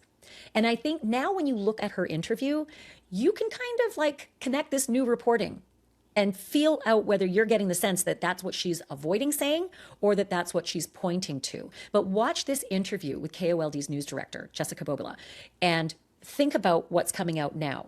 The fact that there was an apology in the second note for an inadvertent death and that she was dead and buried now and that maybe money could get her back. Take a look. On this new message is the KOLD news director, It's Jessica so weird. Bobula. Jessica, thanks so much for coming on. You've read this new message. First of all, did it provide any proof of life that the family's been asking for? No, it did not. Did it say anything at all about Nancy's condition? I can't go into those details. But clearly the FBI is now swarming Nancy's house, especially in the backyard area. Was there anything in this newest message that would direct FBI to go look or find something? We're not releasing details of what is contained in the email out of respect for the family, other than what you saw in Mary's social post, which actually the reporter also mentioned as well about the IP address. But the key is we just saw that video from Cameron Guthrie last night at this exact time. The night before that, we had the video from all three of the Guthrie siblings with Savannah, Annie, and Cameron, all asking repeatedly, urgently, for proof of life. And you're saying this newest email does not provide that. This newest email is something that I believe the FBI will need to look into without any interference. And so what we did the first time that we received the note, which is immediately send it to investigators and not report on it. And when we were able to speak with the sheriff's office and they decided to put out a statement jointly with the FBI, then we were able to confirm that, yes, we did receive a second note. When did you get that? What time was that? That was about 11:45 this morning. And apparently you've been saying, Mary Coleman, who was on the show last night, your anchor, your evening news anchor, said that it's from a different IP address than the first one, but it still appears to be from the same person? Yes. So what we have done is shared the information that we have. So the notes were both sent through our news tip system.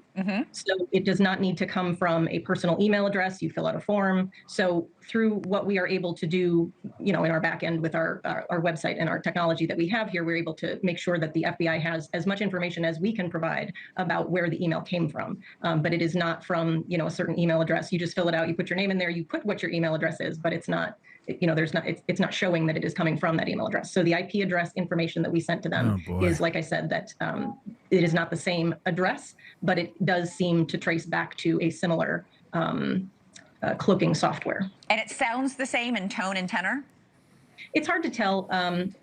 There's sentences, sentence structure, but we're also doing a lot of reporting of our own today about how with digital notes, this isn't a piece of paper with magazine letters cut out or anything. It's hard to tell, with things coming through digitally, is it assisted by AI? Is it, written by the same person? It's very difficult to tell. And did this message have an email address on it? Yes, our form does require that you put a name, an email address, and a birth date.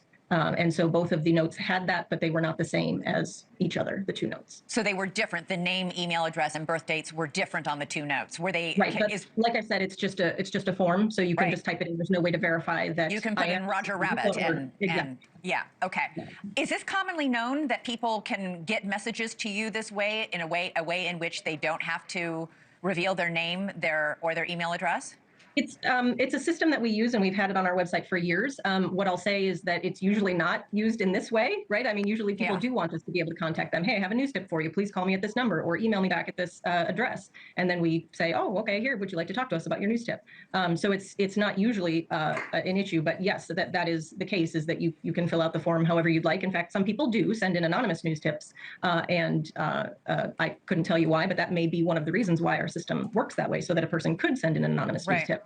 But then, like I said, it depends upon if they leave a way that we can then contact them back. So that is the news director of KOLD. I think it now makes a little bit more sense looking at her comments. It feels like it's in line with this reporting of an apology for an inadvertent death, and that it happened after she was abducted, and that there might be money that could satisfy perhaps a return of Nancy Guthrie's body. To that end, many of you were very astute when you saw Savannah Guthrie's comments after February the 6th. Okay, so this second note came February 6th. Sorry, and guys, Savannah hold on. Guthrie and her family, they It's like a frozen came together situation. and said, effectively, we have heard what you've said. We understand. We want our mother back. And she uses the term to celebrate with us. Many of us read into it back then, like, what does that mean? Does that mean as in a celebration of life, meaning she's no longer with us? It was at that time that many of the rumors were surfacing that there was this note that had come in saying that she'd inadvertently died and that it was an accident. But now look at Savannah's comments, knowing what we know now, and see if you agree that this all falls in line. We received your message, and we understand. We beg you now to return our mother to us so that we can celebrate with her. This is the only way we will have peace. This is very valuable to us.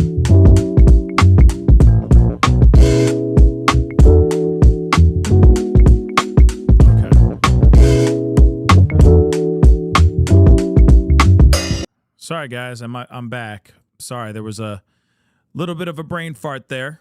Something happened. It kind of like froze on me, so sorry about that. But we are back. We are back. Hold on, let me get this. Let me get this back up here. Yeah, let me get that back. Oops. Okay. Sorry about that, guys. We're still here. It just crashed. The whole thing crashed on me. Okay, hold on. Let me make sure I'm not muted. It just crashed. Okay, so it's not muted. All right, sorry about that. Let's move that back a little bit. This is very valuable to us, and we will pay. I'm going to talk to Harvey Levin about all of this. He's coming up in just a moment. And by the way, there's something new that Harvey is reporting as well that we had not heard before that is very, very interesting, just in terms of helping the FBI to flesh out whoever these people are sending these notes. And I gotta say, it's a little disappointing to hear the FBI's response, but that's coming up in just a moment. Not before I give you some of the other things that Howard Blum is reporting. Look, it's very, very serious that this apology is now becoming sort of common knowledge, because again, a lot of the media had all talked about it early and held off reporting that. And I do want to say, like, Howard Blum has a really good resume. He's done some incredible work in the past.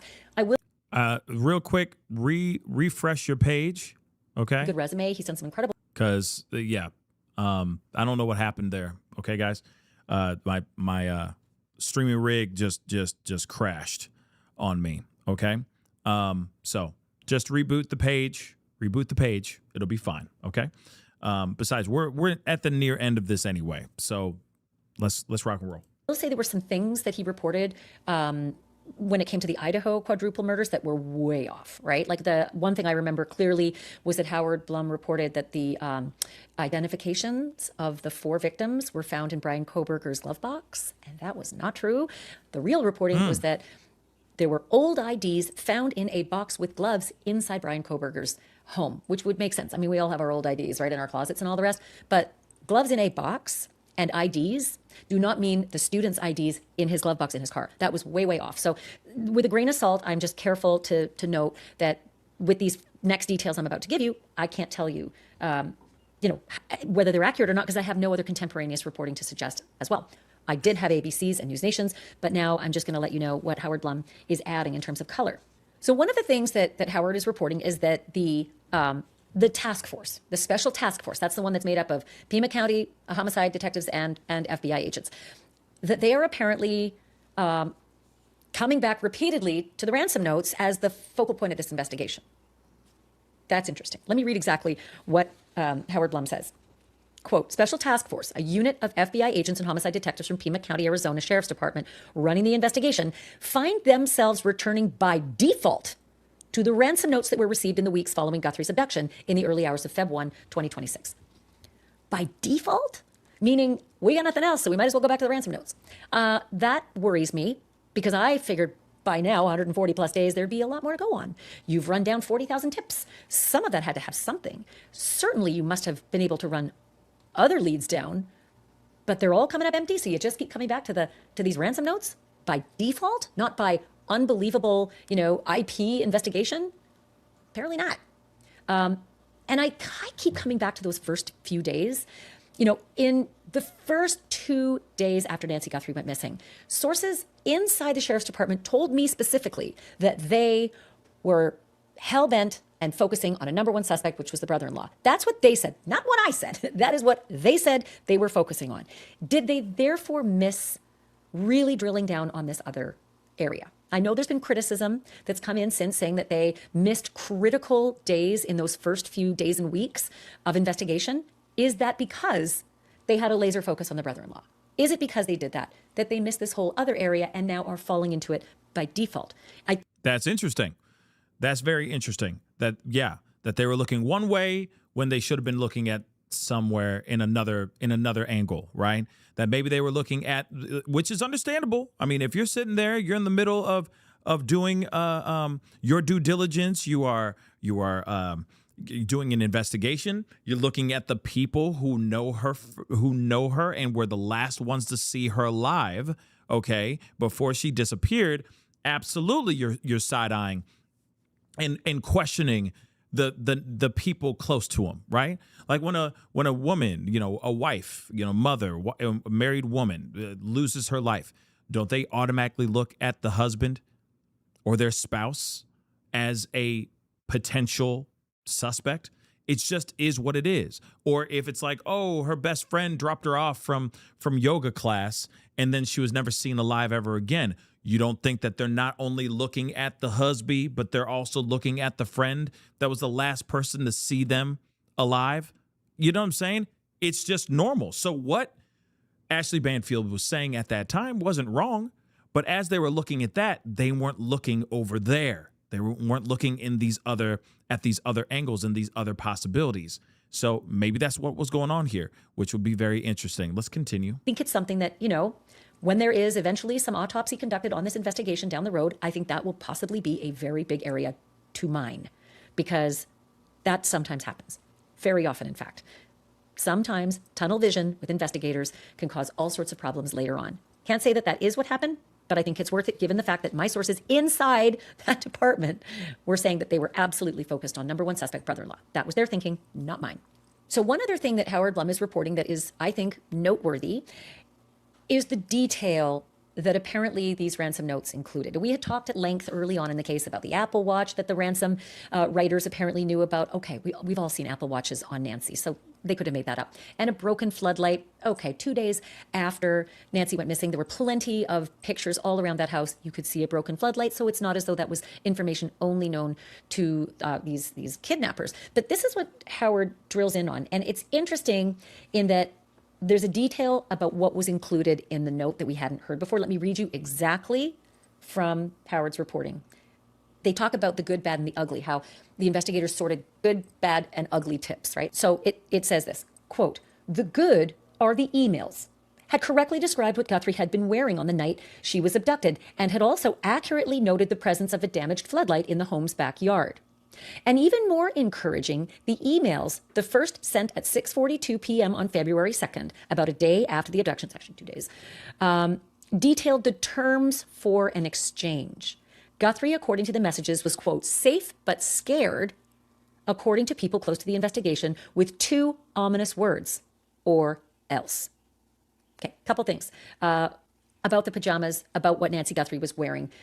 All I can say is that the only person who knew what Nancy Guthrie went to bed wearing would have been Nancy Guthrie, because she was dropped off by her family members that night, and they watched her go inside, and then the sheriff said presumably she went to bed. Well, she would be the one who knew what she put on to go to bed. So how anybody could say knew exactly what Nancy Guthrie was wearing when she was abducted, I find that difficult to believe. Not saying that it's impossible, I just find it difficult given nobody saw Nancy Guthrie after she's fully clothed in street clothes and goes in to go to bed. So that's a bit unusual. Also, the note here that he suggests about a day after the abduction, it's 2 full days. I mean, she goes missing, in the middle of the night, Saturday to Sunday.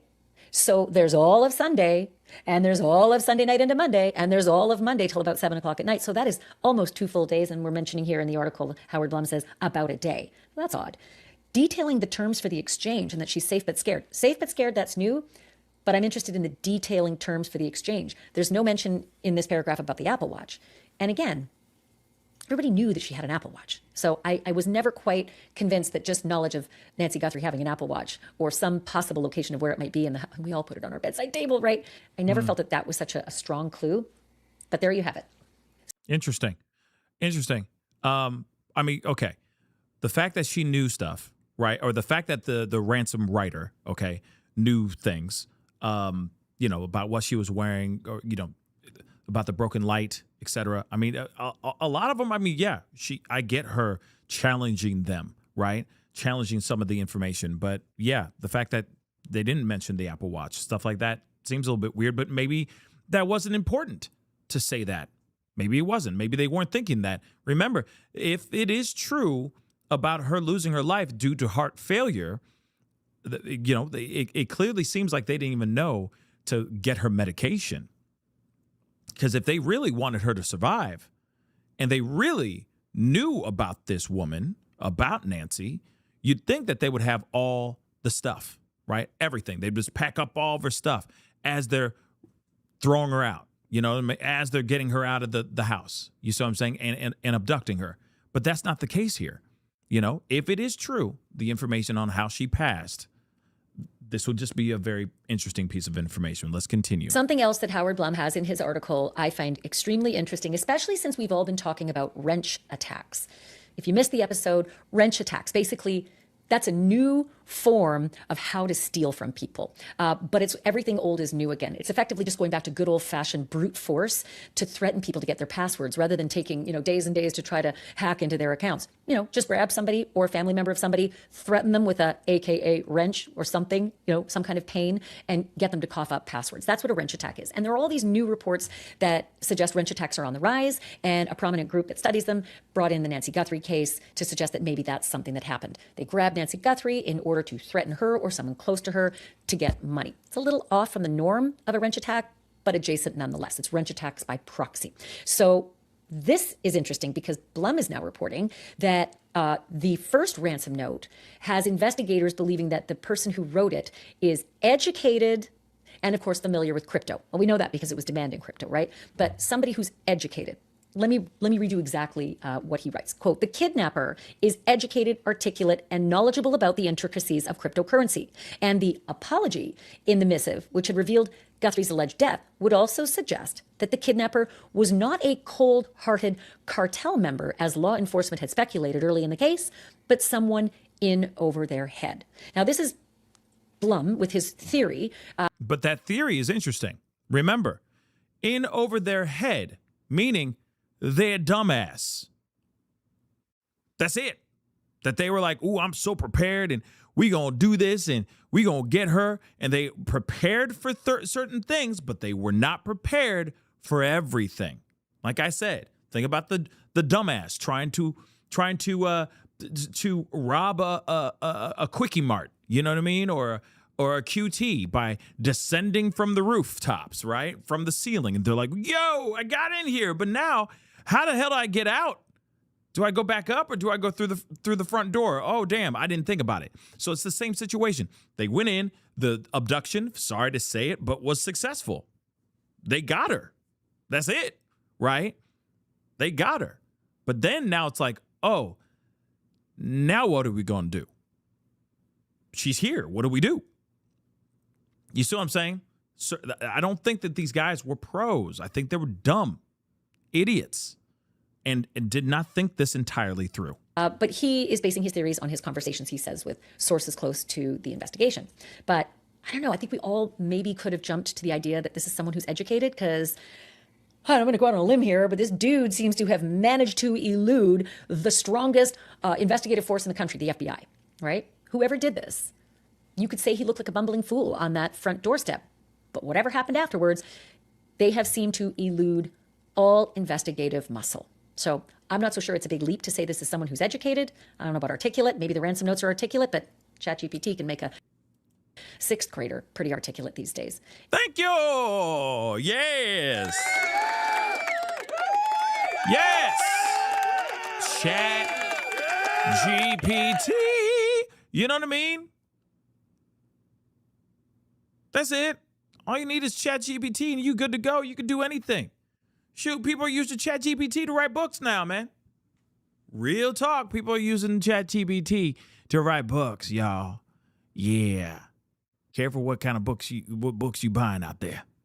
Because people are using ChatGPT for everything. Anyway, just to, bring it all in perspective, I'm not so sure. I'm not so sure that this is someone who, isn't just bloody lucky. Just bloody lucky.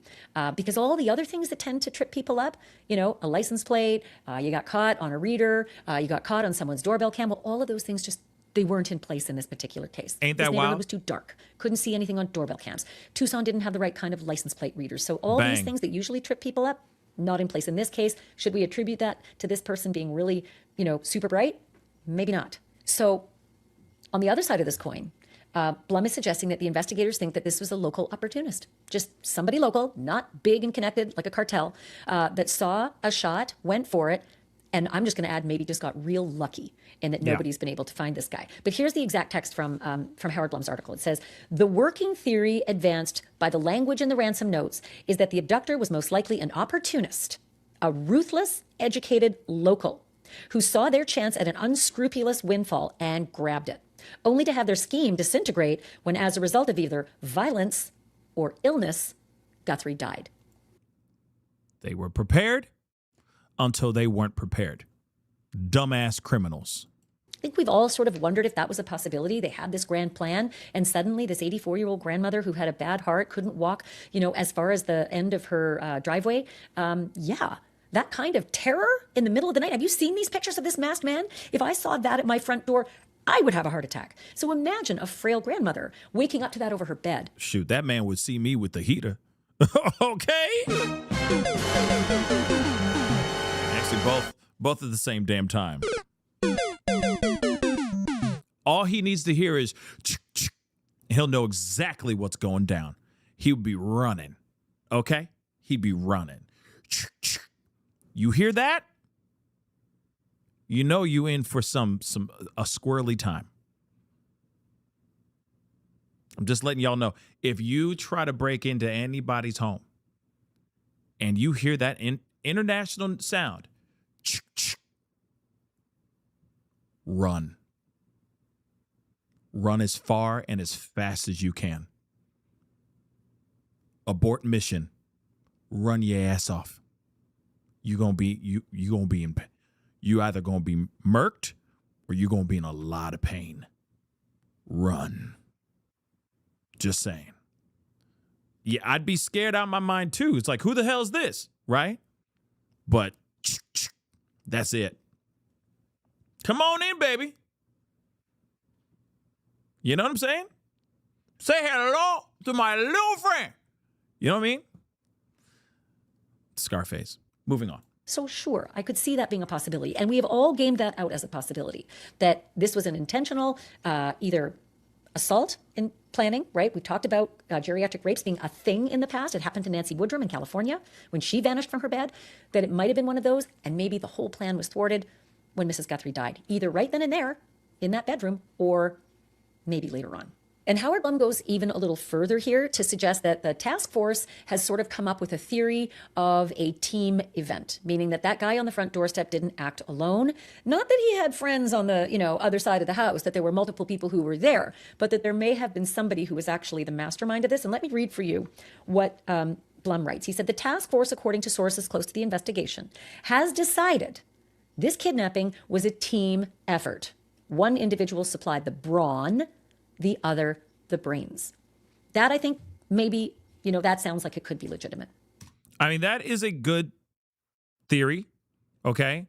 I don't think, I agree with the person who wrote the article. I forgot his name, sorry. But I do agree that I think that this particular person did not operate alone. And I agree with Ashley Banfield. I actually do agree with her on that 100%. Like I've been saying to you guys before we even watched this video, I think that, yes, he may have operated alone in getting her, but I don't think he operated alone in keeping watch on her, and of course dealing with these ransom notes. But here's the other thing too: if you have the brain and the brawn, the brain didn't really think about certain things very well. They didn't put in consideration that, wait, she's in her 80s. What if she needs medication?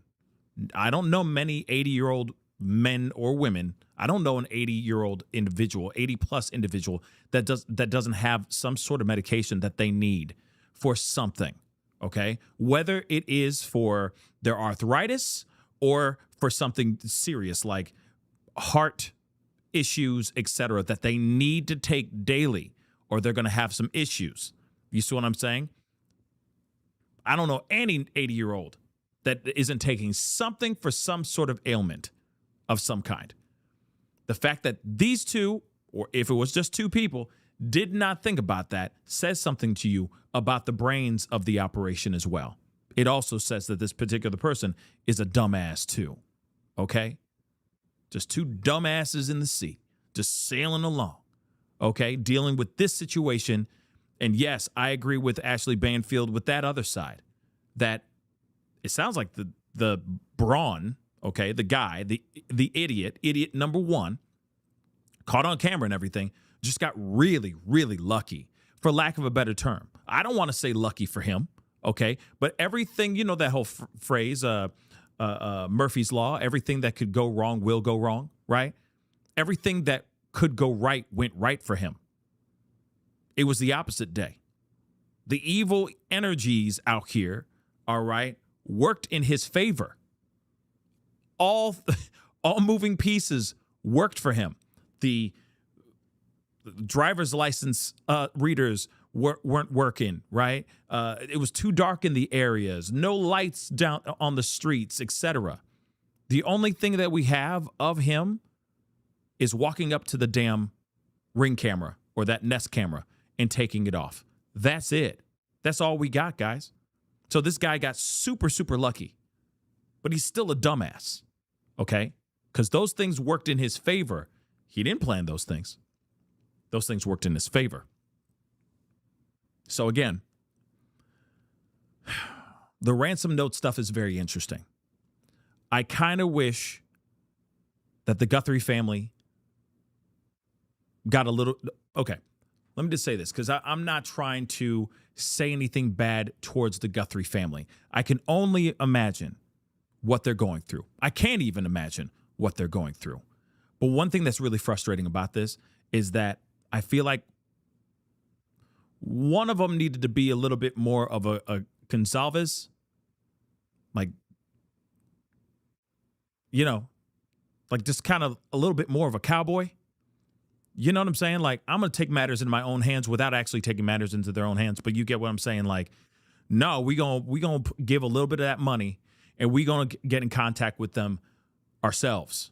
Something of that sort. Not just like, let's just let the PD do what they do. Or one of them being like, what the F is going on, right? What the F is going on? Why is it taking so damn long to do anything, right? What's taking so doggone long? You see what I'm saying? Someone that's like, come on, rev it up. Let's go. Let's get this thing moving. For Christ's sakes. But I understand. I'm not, like I said, I'm not knocking the family. Because what do you do in that situation? What can you do within your power, right? But at the same time, man, I kind of wish one of them was just a little bit, yeah, Jamie, just a little bit more aggressive with it. You know what I'm saying? Not reckless, but just a bit more aggressive. In fact, out here, maybe talking trash on the local PD so that the PD actually becomes more transparent with the public about everything. Because you got to remember, there is still a culprit. There is still at least one monster still out there in those streets. They could literally be right down the street from where she lived. And you got a whole community confused, concerned, and scared because they never got the guy. You understand? It's bad. Sabrina, thank you so much for the birthday wishes. It's not my birthday yet, but I appreciate it. Thank you. Okay. Thank you so much. I appreciate that. Thank you. It's not my birthday yet, but thank you. Okay. Guys, it's not my birthday yet. I'll let you know when it's my birthday. Trust and believe. I'll let you know when it's my birthday, but today is not my birthday. But again, guys, what say you guys? What are your thoughts on this and everything? I just think this is a very, very interesting situation. It's still very heartbreaking. At some point, there needs to be some transparency from local PD. It is frustrating that we're getting information from sources and we're not getting the true facts of everything. And that's the other part that's very frustrating as well. Okay, like I'm just being completely real. We keep hearing one thing and then we hear something else 5 seconds later and all that stuff. And that is very, very frustrating. All right. But again, what say you guys on all this? Love to hear your thoughts on this. But I got to wrap up the show. So that is the show. I appreciate all y'all for being here. Really means a lot. Thank you so much for tuning in and being a part of the conversation. Thank you so much. Thank you. Okay. Make sure to tune in over this week. Like I said, tomorrow, over the next couple days, it's going to be a little sticky. All right. But, as far as like doing some shows and stuff, but I'm going to try to give you as much. Hold on. I'm going to give you guys as much information as I can. So make sure you get the shorts, when I get some time, I'll be doing shorts, all that stuff too. But over the next couple days, it's a little busy for me, like I said. But I'll be back on with you guys in the very, very, very soon. All right. But the next couple days are a little busy. All right. So again, that's the show. I appreciate all y'all for being here. It really means a lot. Hit that like button down below. Crush it, do what it do. Hit that reaction button if you're watching on these other platforms. If you are watching on these other platforms like Facebook, X/Twitter, Instagram, TikTok, Rumble, Twitch, Kick. I'm on all of them, so make sure you are following those platforms. Subscribe right here on my YouTube channel. Please and thank you. Okay? Subscribe right over there, please and thank you. Go to my second channel, The Pascal Show. Subscribe, The Pascal Show Clips, I'm sorry. Subscribe over there as well. Hit that notification bell on both platforms so you know whenever I go live, whenever I upload. That would be amazing. All right. Hit that join button down below. Become a member. Support the channel. Check out my Patreon. It's in the ticker down below. And of course, check out PascalMerch.com. PascalMerch.com. We got some really great stuff over there, so go check it out. PascalMerch.com. Anyway, it is time to get going. I'll be talking to you guys very, very soon. Stay blessed out there. If there's any updates, I'll be back on to talk to you guys about it. If not, I'll see you guys very, very soon. Anyway, it is time to get going. Be good to yourselves. Be good to one another. This is The Pascal Show. Bye.